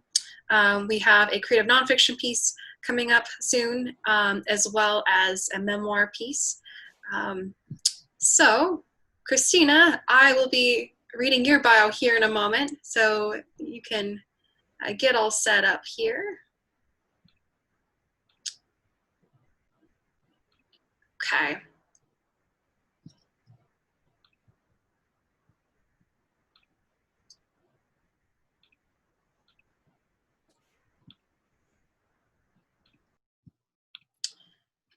Thank you guys for your patience with all the tech stuff. I am just impressed with how smoothly this has gone, and thank you again to all our panelists. So now we'll be hearing from a contributor here in Arizona, Christina Chilelli. Christina is an English literature major at ASU, graduating this December. She has been writing avidly for over 7 years and tends to focus on historical fiction and historical fantasy. In January, she will be starting a creative writing graduate program with future goals in community college academia. Right, Christina, we are so excited to hear your piece. Hi, everyone. I'm really excited to be here. I'm going to be reading my creative fiction piece, Common Threads. So I'll go ahead and get started. Falkers. The sound of sirens outside piqued my interest. The flash of red and blue across my white walls signaled the approach of emergency services, not a rare occurrence in the rundown, shitty neighborhood. Pushing aside Fern, the pit bull lounging across my lap, and clicking the pause button on the remote, I made my way to the front window. Across the street, I saw cop cars, the sirens chirping, the emergency lights bouncing off the walls and illuminating the dark. 2 officers got out, 2 others remained behind. A moment later, they returned with a woman in handcuffs, her face obscured by the dark and her identity unknown to me. When I moved into the rental house with my girlfriend, I made a point of having a gun and a dog and a gun, and I rarely socialized. It was that kind of neighborhood. A few minutes later, I returned to the couch, Fern barely moving her big gray head to give me room as I reseated myself. Haley would be home soon. Bartenders always worked late. Good thing, too, because tomorrow was Saturday, and that meant getting up an hour earlier to drive to the DOC and assist with religious services. Just as I started to zone out, the heaviness of sleep claiming my body, I heard Haley's key in the door and sat up straight. Hernandez. The sirens resounded in the street, sending chills down my spine. All I could think of was how Alma must have felt that night, 2 years ago, when they came for her. Possession with intent to sell, a drug crime. And they locked up my baby girl, just 23 with no priors, throwing a few ounces of weed she was going to unload at a college party. So young, so smart, trying to pay her way through community college with a full-time job as a dishwasher, selling weed on the side. The shaky sound of her voice when she called me that night, needing bail money so she wouldn't have to spend the night in jail, haunts my still moments to this day. Not that it did her any good. The lawyer assigned her was just out of law school and barely able to keep her time at a minimum. But he did, and Alma surrendered a week later. Hardest day of my life, watching my baby girl hand me all her stuff and walk into that concrete fortress, both of us trying not to cry for the other's sake. The moment she was behind the metal doors and couldn't see me anymore, I let loose all the tears I had been holding back. And here was someone else's baby, being taken away, probably for a similar crime. I didn't know what my Alma felt that night, but I knew what she felt when she called me. Fear. Now I felt it again. All I wanted to do was go and see her, make sure she was all right. At least I would see her tomorrow, visiting day, and then everything would be okay. Chesterfield. Damn mattress, if it was even worth calling it that. The inch-thin foam they pass off as a mattress didn't even take the bite out of the metal springs. But that was all they gave us. That and an inch-thin pillow to match. The sound of my bunkie rolling over, the squeak of the bed grated on my brain, the preceding let out a snore caused me to grit my teeth. Damn woman didn't even know how to sleep on her side so she wouldn't hinder my sleep. If she could just learn to be a bit more considerate, maybe I wouldn't have insomnia so bad. But then again, they said most people got insomnia around here. Maybe that was just part of the deal. You do bad things, you get punished with shit, food, and insomnia. But was decking a guy for groping your girlfriend really a bad thing? Didn't seem like it at the time, but they all said it was. Assault? It was self-defense. But that didn't matter. No one likes a chick who stands up for herself, even if it's for someone they love. Or in my case, someone I loved, but who didn't deserve it. Dump me after I defended you? Bullshit. At least there's plenty of other options around here. Mostly gay for the stay, but some lesbians on the outside too. Either way, a little bit of companionship here and there won't get passed over by me. Falkers. The alarm blared in my ear at 7:30, eliciting a well-deserved groan from me. Haley reached over and patted my back as I rolled out of bed. I knew she was just making sure I actually got up, but it still felt nice, a little reminder that she cared. I smiled, then leaned over and kissed her cheek. Go preach about how God loves everyone, she muttered, her face buried in the pillow, her short, dark hair the only visible feature, even Dykes. You know it, I answered, snatching my slacks from the closet. A few minutes later, I was on the road, coffee in hand and bagel balanced on my leg. The commute was long and sleep deprivation didn't help, but the pulled art audiobook I borrowed from the library did. There was definitely going to be a nap this afternoon, no matter what Haley said. I could barely remember the commute, a clear sign I needed more sleep. I unbuckled my seatbelt and started in, lanyard already around my neck from the commute. I figured if I wore my DFC badge, I wouldn't get a ticket for speeding. I hadn't had to find out yet, but that was a very real possibility with my inherently poor driving skills. Not that I like to subscribe to a lot of gay stereotypes, but that was true for me, as with being bad at math. But being an atheist? Not true, at least not for me and Haley. And this was my little way of spreading the good to those who need it most, the ones society had all but forgotten. Certain groups, if they knew more about the prison population, would hate prisoners for an entirely separate reason from a criminal record. Hernandez. People shuffling into prison always seemed ironic, given how many people wanted out. But I understood the drive to see your family all too well. So every Saturday, I stood in line, let the guards bark orders at me, make me stand up against a grate while the dog sniffed me, and followed their every order, even the strictest of dress codes, in order to get to see my Amma. When I first started coming here, all the policies and practices and regulations had confused me. Why couldn't I wear brown pants? Why couldn't I bring in a purse? But I learned I had to comply, or I wouldn't see Amma. She never said much in terms of prisoner treatment, at least not to me. But given how they treated us, it would not surprise me if mistreatment was at least occasional. She was always the quiet one, though. Never liked to talk about her feelings or thoughts with me. It wasn't until after she dyed her hair green that I suspected she was gay. And she didn't come out until she'd been dating a girl for 6 months. I always told her I would accept her, but she still never did talk about it. Chesterfield. Saturday. Breakfast, religious services, visitation. The schedule most prisoners adhere to today. But the obvious lack of religious practices for me makes my schedule even shorter. Ma always comes by, even when I've told her she didn't need to come every week.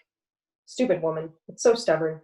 I like to see her, to talk to her, but I still find it wasteful for her to drive all the way out to see me. But at least I get to see her. Liz's family never comes see her, which is why I guess I became the closest thing she has. We aren't even close to family. We aren't even a couple by prison standards. We are just hookups, but she likes to get all deep about her feelings and thoughts. Bullshit. Too much like my ma. But I guess they say you pick someone like your parents, so maybe it can't be helped. Hearing my name on the overhead, I push out of the bunk and start towards visitation. At least I'm in Min. In more secure parts, they got a phone and a window of glass. No touch. At least I got to hug her, if not for my sake, for hers. I was surviving well enough, but I knew it was hell for her. In here, time just sort of stopped, refusing to move forward, leaving me to watch as the world changed, but remaining completely stagnant. Not that I would tell Ma, but I was terrified about how I would survive when I was back on the outside. This place, it changes you, and it makes it hard to think beyond the moment, the day, even the hour. Falkers. I made my way through the yard, my radio tucked under one arm and my notes under the other. Some of the prisoners watched me walk by, some started to follow, knowing where I was heading. One of these COs unlocked the chapel for me just as I arrived, and I made my way to the front of the room and began to organize my papers. Women in orange started to shuffle in, and I glanced up occasionally. There were a lot of familiar faces, but a few new ones, the service drawing in women of all ages, races, and backgrounds. I knew the minimum security yard meant they mostly here for drug crimes, but anyone who I told still felt like I should feel unsafe in this situation. Just me and a bunch of convicted felons. I hadn't felt that way since my first meeting, and even then, the fact that I was in a prison preaching melted away pretty quickly. I know Haley wants to come and help out, but between her grad school and her job as a bartender, it just isn't an option at this point. Plus, I doubt the DOC would want us teaching a class together. I keep my personal life personal, per their policy, and if I ran the same class with Haley, even if they didn't know we were together, the short hair would give away information perhaps a bit sensitive. I pass as straight, long hair in a more feminine style. Haley does not. Hernandez. Soon I was sitting across from Amma, my hands folded in my lap. I watched a young woman in red hair walk by outside, headed into the yard. Who's that? I asked, recognizing she was not one of the guards. She's a religious volunteer, runs a non-denominational service every Saturday. I scowled at Amma, shaking my head as I answered. And you don't attend? Shame on you. You must keep up your faith. Please, Mama, we've talked about this. I know my faith and I don't need someone to tell me I'm going to hell just because I'm gay. That part of me is not going to change. Besides, I gotta see you and this is the best time for you. Don't judge her too quick. You don't know. Amma had always been obstinate when it came to religion, thinking everyone was going to judge her because she was gay, which often they did. And we could make another time work. You really think they'd let some girl in here teach us about religion if she was not going to tell us being gay was wrong? I may not know everything, but I know they wouldn't do that. They don't like them gays for the stay girls, and they seem to think everyone is like that, not a lifer like me. Just keep your mind open, I sighed, rolling my eyes. For me. Okay, Mama, I will. Chesterfield. I was one of the first to arrive at visitation, my mom and sister early as usual. I sat down, running a hand through my short hair as they entered and sat down across from me. My eyes scanned the room, thinking back to the first time I sat down here in the run-down, gray, dreary place. I thought Meg was going to come to see me, but she never showed. I called her after, just 5 days after my self-surrender, and she delivered the news. Even though I had been locked up for defending her, she wasn't going to be waiting for me on the other side. Some girlfriend she was. Not that I blamed her, but it was really messed up for her to dump me after I got locked up for defending her. It was my own choice, she said. My anger had always been a problem. Now it got me into some trouble, and that was the kind of trouble she didn't have because she knew how to control her emotions. That was bullshit, having always been the more emotional of the two of us. But I still didn't hate her. We hadn't been soulmates. We were just together, like me and Liz now. How are you doing? My mom asked, starting this visit the same as all the others. Falkers. The service started late, as it usually did, given the amount of time it took to get an out count, wait for a decent number to show up, and get everyone quieted down. There was always one girl who insisted we wait for her friend or her prison family to arrive before we could start. I tried to wait as often as I could, but sometimes I just wanted to start and get going, given the amount of material I wanted to get through. I rarely got through everything, though, because, as it happens, prisoners like to ask a lot of questions about scripture, and sometimes like to debate it, even when I clearly don't want to. Not that I can blame them. They're just bored and can actually discuss things with me, rather than being told or ordered. Most of the prisoners have Bibles. I think their families must have spotted them the money, or there was some kind of program in place from years before I started that I had no knowledge about. The latter seems unlikely, given the amount of women who walk around with holes in their shirts or rips in their pants. They incarcerated them, but most of the time, they didn't have a way to pay for their incarceration. Despicable, but that was the nature of the system. You get locked up regardless of the conditions because of some perceived wrong that the government says you have to do time for. Not that all of the girls were innocent. Most of them did commit crimes. But lock up these women for years without the funds to do so for little things like drugs? Hernandez. Our visit was short today. I wasn't sure what Amma had planned, but I think she must have found a girl she was hanging out with. Usually she only got distracted from her visits when there was someone else distracting her. I never really minded, although it hurt a little bit, since she needed support from her peers here. Even if her relationship was more romantic than platonic, it was support, and that was something I knew she otherwise lacked, even with me coming out to see her every week. It was just the nature of this place. It seemed to take and take and take, destroying the lives of everyone who entered the system. Even when she got out, she would have a permanent mark on her record for being convicted and serving time, a mark she could never wipe away. I got up from the plastic chair, putting a hand on my back as I did. Standing off to the side, I watched her return to the yard, her curly dark hair pulled back in a ponytail, hanging down her back in stark contrast to the orange of her jumpsuit. Watching her go was always the hardest part, and I knew I held an important place in her routine too, but mine was entirely dependent on hers. But that's what mothers are supposed to do, modify their lives to revolve around their children. Chesterfield. It's fine, Ma. Same as always, I answered, crossing my arms on the table. Just more of the same. You look good, like you've been working out. She replied, her eager smile making me want to roll my eyes. Have you been working out? No more than usual. Well, I think it must be starting to show, if it's not more than usual. How are things? Are you getting enough rest, enough to eat? Them giving us food's never the problem. It's whether or not I actually want to eat the food, I answered with a smirk that rewarded me with a glare from her. They give us shitty food. You know about that. But I'm fine. I get enough to eat. What about sleep? Are you sleeping enough? You sounded so tired the other day. It can be tough to sleep around here, but I'm fine. Stop worrying. You know I can't. I know, but you should. As much as I appreciated her visits, her insistence I was not taking care of myself or joining some kind of prison gang was a bit annoying. She seemed to have this fear that I was not going to come out of prison alive, which of course was nonsense. But she never listened to me. She just wanted to fret. Falkers. The prisoners always said I was crazy to come voluntarily here to a prison to run a religious service when there are so many other options of places to go. Why here? They asked that question a lot, but honestly, I never had a good enough answer. I feel like they deserve an answer, but I really never had one. I just want to be here, to offer them some sense of reprieve, some hope in this dreary and distasteful place. They made mistakes just like I had, just like Haley had, but unlike them, my mistakes just weren't illegal. That was the only difference. Once again, I left the yard behind, hearing them tell me to enjoy my freedom, that they would see me next week, and that the service was a good one. I smiled, nodded, and made my way out, turning in my radio and thanking the COs as I went. Soon, I would be home, but they wouldn't have the same luxury, which is why I always said a prayer as I left them behind, knowing I would see them for next week, and for them, time would have barely progressed.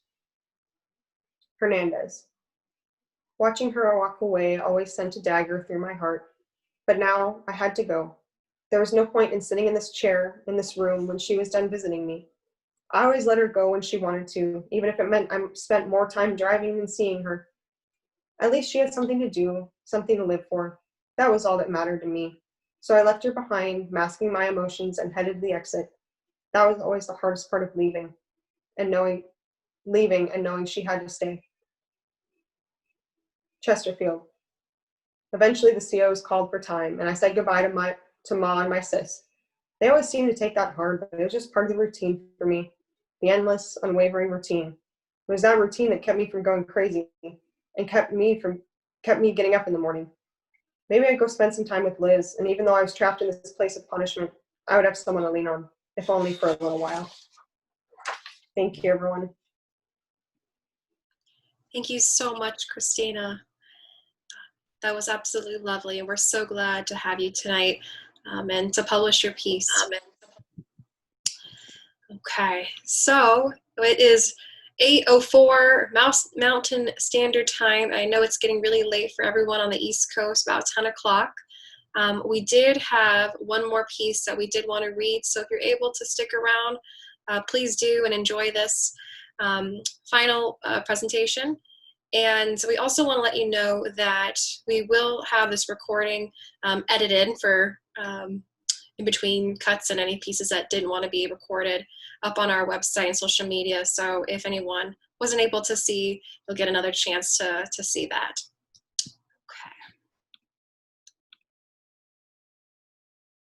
Okay. So it kind of got mixed around here a bit. The person who was going to be doing this final reading had an unexpected family emergency come up, and so I wanted to be able to still have this piece read because I think it is an incredible achievement.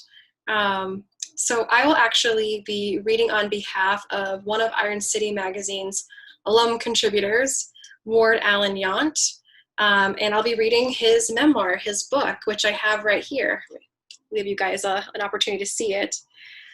So this memoir was published with a foreword by Marianne Williamson with Arch Street Press in 2019. Ward is serving a life sentence for murder he committed while under the influence of methamphetamine in the midst of a psychotic break. His book, And Purpose in Life, is a memoir about the events that led to his incarceration and the subsequent spiritual transformation. And in my past work of being a volunteer teacher in the Arizona State prisons, I actually had the opportunity to meet Ward. He was one of the students in the creative writing course that I co-facilitated. So it's just fantastic to see this book come to fruition. I had the opportunity to send him some questions and feature an interview about this accomplishment as well. That's featured in the Iron City issue 5. So you can read his interview about that process as well in our magazine. His book is available on Amazon and Arch Street Press's website. It has a fantastic title. It is called The Time I Beat Up a Guy, Then Joined the Marines, Got Kicked Out, Became a Comedian, Then an Addict, Then a Street Person, Then Murdered a Guy, Got a Life Sentence, Found God Through a Book, and Purpose in Life. So I'll be reading an excerpt here. This comes further along in the book, really at the point in which he is starting the spiritual transformation. He is in prison at this point and has just met a guy named Mike. Mike lived in cell 10. From what I had gathered the few times we'd spoken, I figured him to be a pretty decent guy, openly sociable and friendly above and beyond the prison norm. In fact, I didn't recall a time that he wasn't wearing a polite smile, and he always seemed eager to offer a warm greeting and lend an open ear to anyone who needed to talk. However, he's also the type of guy who is least noticed, as prison popularity rarely comes from being nice.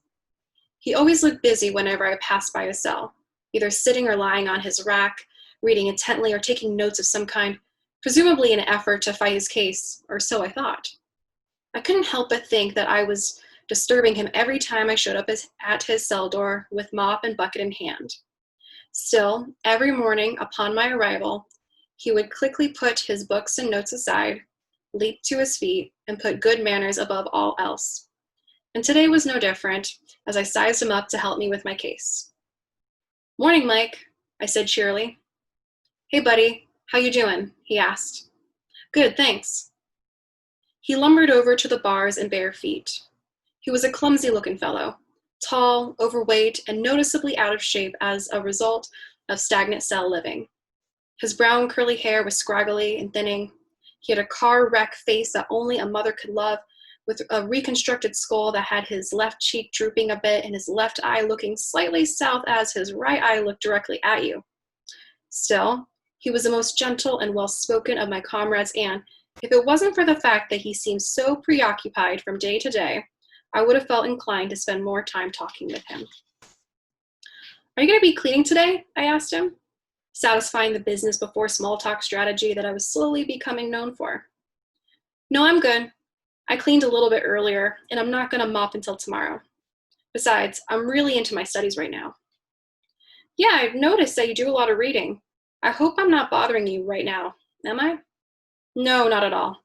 I always welcome a friendly face." He looked at me with a gentle smile, which made me feel a little better about my impending request for help. First, I thought I'd do a little probing. "So exactly what is it that you're so involved with there? Legal stuff?" I asked, nodding toward the scattered notes on his desktop. "No, I'm studying a book right now. I've actually read it through several times. It seems that every time I pick it up, I get something new out of it. So this time, I'm going through it page by page and taking notes." Humph. I can't say that I wasn't impressed with his devotion toward a single book, but my enthusiasm was conversational at best. I felt a bit betrayed by my optimism. "I gotta tell you, I was actually hoping that it was legal work. I need help filing an appeal for my case." "Sorry, I can't help you, my friend. I have no tolerance for legal work." "Yeah, I don't know much about it either."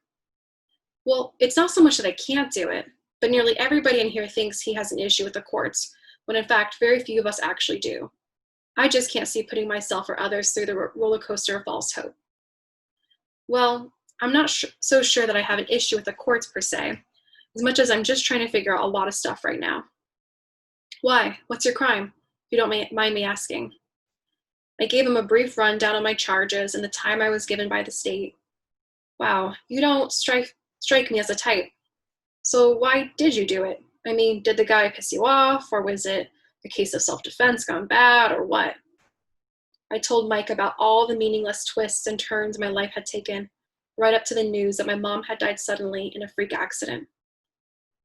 I guess I was so devastated that I just lost it. Somehow, I reasoned that the guy I killed had something to do with everything that was happening to me, including my mom's death. I guess you could say that he was more or less collateral damage for all that I was going through at the time. Of course, there's a lot more to the story, but that's it in a nutshell. Why didn't your lawyer consider an insanity defense? We did. The jury just didn't buy it, I guess. Why? What happened? Well, I was also doing crystal meth at the time, and it came up in trial, I admitted. Oh, yeah. Drug use will definitely cast a dark shadow over an insanity plea. The public frowns upon that, and really, you can't blame them. We all have to be responsible for our actions, especially if we're doing drugs. Yeah, I realize that. I'm not shifting any of the blame at all. I realize what I've done is punishable, and I fully accept that. So what is it that you're appealing? I guess I'm just seeking some sort of validation for my claims. What claims? Well, like I said, this is kind of a weird case. After my mom died, I started having strange experiences. I was receiving what I thought were ambiguous messages. It was as though my thoughts were read by people and inanimate objects like billboards, lots of weird coincidences. And the thing is, I still get them, but I haven't done any drugs since the crime. But now I think I have a scientific explanation for what was happening to me. That's very interesting. Almost like the David Berkowitz case, except he claims that a dog told him to take his victims' lives. Oh, great, thanks. You're telling me I have the mind of a serial killer. No, not that that's necessarily so. Look, we all live with hidden levels of fear. Insecurities, hatred, the injustices we feel, etc. These are lower level concerns that can plague our minds. We also have a loving and compassionate side, our higher selves, that most of us struggle to maintain because we often stay stuck in the lower levels.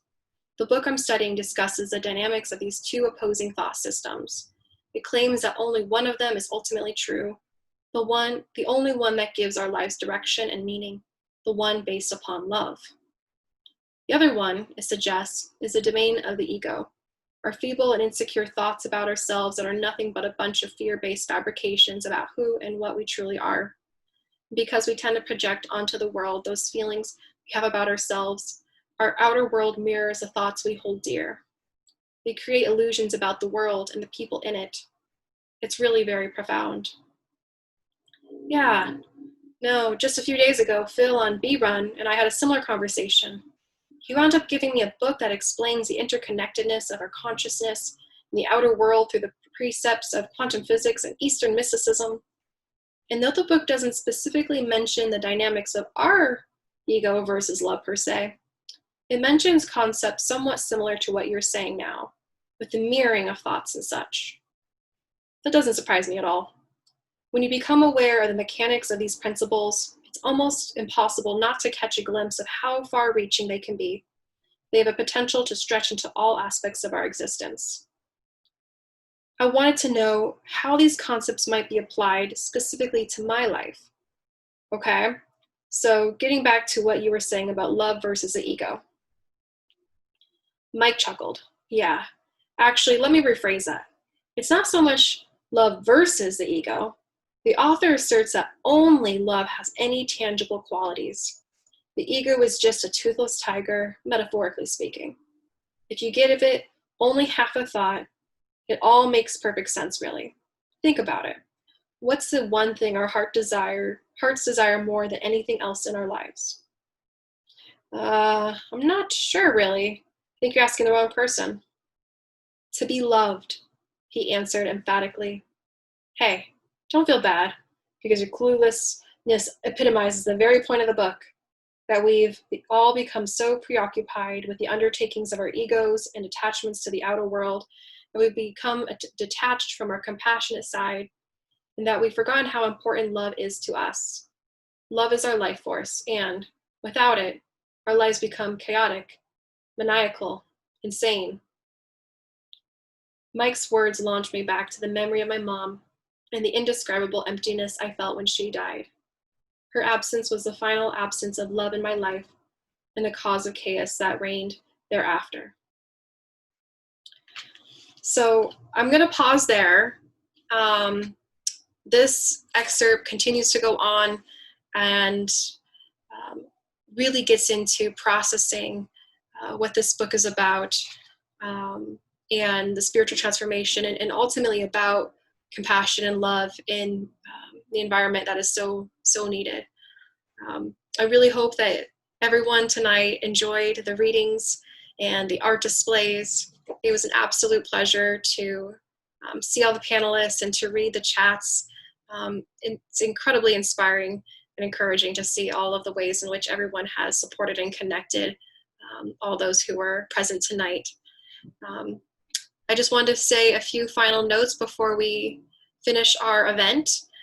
Since this is recorded, it'll be posted online, as I mentioned, and we'll also post a few other pieces and recordings for anyone who maybe wasn't able to participate tonight. I think it was already noted in the chat, but Iron City Magazine issue 5 is here.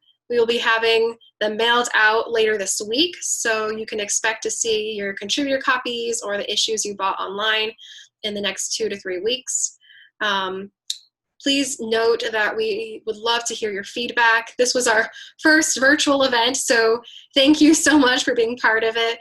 We definitely are going to be growing and learning from this, and hopefully have more amazing events that not only reach to Arizona, but all of you who have tuned in and stayed up nice and late until 10:18 at night. I know it's a little bit past my bedtime. Please send any feedback, questions to ironcitymagazine@gmail.com. And again, we're so grateful to have you all. Thank you so much, and have a wonderful rest of your night. Thank you. All right. So I'm gonna go ahead and just share the screen here for anybody who's stragglers staying on past the end of the night. Just gonna be checking the chat to see if there was any other questions we had, but it looks like we're all good to go.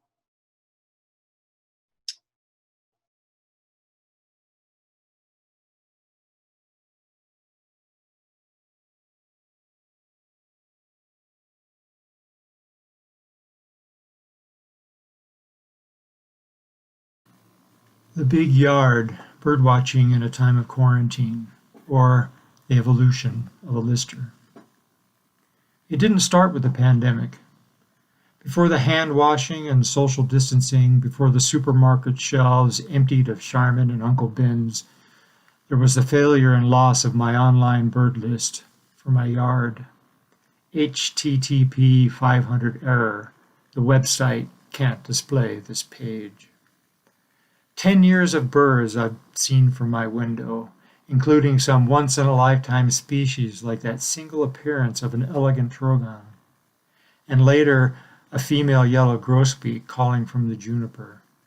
12 species of hummingbirds like the extraordinary light-bearer with the long curl of beak. 4 kinds of wrens, 3 different tanagers and those eye-candy orioles, the clown-faced woodpeckers and quail. Every record gone. I have an astounding 3-acre yard of sky-touching oaks and juniper above tawny grasslands tucked into a boulder-choked canyon in the Mule Mountains near Bisbee, in that bird watcher's paradise of southeastern Arizona. People from all over the world come here, often to get a glimpse of only one bird, a rarity that suddenly appears along a roadside hackberry thicket or someone's backyard. In 2009, the blue mockingbird at Slaughter Ranch, 20 minutes from my home and 600 feet from Mexico, was only the 3rd ever seen in Arizona. Over the 3 months it visited the normally quiet borderland ranch, 3,000 visitors threw money at the caretaker for a chance to mark a check next to it on their life list. Such is the obsession with so-called listers, always waiting for the next Sinaloa wren or Aztec thrush to make itself known when somebody posts a report to the listserv and the rare bird alerts land in your inbox. I admit that I've chased a few, like that roseate spoonbill that showed up looking out of place in a farmer's bullfrog pond. And there was that chicken-like Jesus bird, a long-toed, lily-pad walking northern jacana that caused a stir at a golf course water hazard. But mostly, I just kept track of the new birds that came to my home. 142 species at last count, if I remember correctly. So I turned to eBird. I've been resisting the online database of bird observations of everyone from ornithologists to citizen scientists to enthusiasts of the feathered denizens. No reason, I guess. It just seemed like too much effort for a simple yard list. The crowdsourcing website, a project of the Cornell Lab of Ornithology and Audubon, allows users to track their bird sightings while others watch in real time.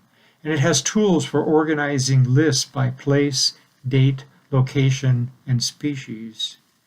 Data administrators, volunteers who are expert bird watchers, review your postings for accuracy. Like the email I got after listing a common moorhen instead of a common gallinule, not because I'd misidentified the bird, but because the name had changed a decade ago. The thing sucked me right in. My yard list at 20 species since I had to start over led to other lists. Lists in an old, outdated Peterson's guide. Lists of dated bird photos on my computer. Lists tucked into journals. Lists written into journals. Journals going back 25 years. 2 months and 17 fat rubber-banded journals later, I had submitted 88 checklists with 47 photos. My life list, all the birds I identified since 1995, stood at 402 species. It gets worse. I get daily email alerts of birds the program now knows I need, and conveniently maps out where I can find them. I've started visiting all the birding hotspots in my area, adding to my county list to go with my yard list, carrying my binoculars, camera, and guidebooks. 3 times to whitewater draw for sandhill cranes, snow geese, greater yellowlegs, and least sandpipers. 4 times to the San Pedro House and trails for Chihuahua ravens, common ground doves, and Mexican ducks. Twice to Murray Springs, and I still haven't gotten that Crystal Thrasher, so I'll return. Soon, elegant trogons will be arriving at Scotia Canyon. I spend more time looking out my window than at my computer screen. Is that a painted redstart? Yes, bird number 44 for the year. I had been considering doing an Arizona Big Year when the coronavirus spiked. Then I thought maybe I should accept a limited self-quarantine and see how many birds I can see this year in just the county, which is the size of Connecticut. My wife, who wrote a pandemic plan for Tucson in 2007 and knows this stuff, and I started practicing social isolation, but not with each other, yet. Shrinking our lives down to minimum public exposure. I'm lowering my expectations to a big yard. How many species I can see from my windows and porch. My goal, 100 species. I'm setting out seed and suet feeders, mixing sugar nectar and slicing oranges. For the 2 humans, the quarantine garden pushes up leafy stalks of kale and cabbages under a blanket of wire mesh, no veggies for the hooved wildlife. The chickens are fine as long as their blue-green eggs keep materializing in the straw boxes. 6 inches of rain have topped off the wells. It wasn't part of some plan for the end times, but the freezer is heavy with last summer's tomatoes, peaches, and the brown trout I caught while fly fishing Arizona's mountain streams. If we get desperate, 4 white-tailed bucks visit the yard every day. I don't own a gun, so I'll have to Rambo one of the 6 points with a kitchen knife. Messy, but doable. For entertainment, we have the library with its hundreds of books. I'm devouring the apocalyptic plague titles of Jane Austen and Charlotte Bronte, currently Pride and Prejudice and Zombies, and Jane Slayer. No cable TV, but scores of DVDs, including the complete Marvel Universe and My Life as a Turkey. And, of course, there are the birds.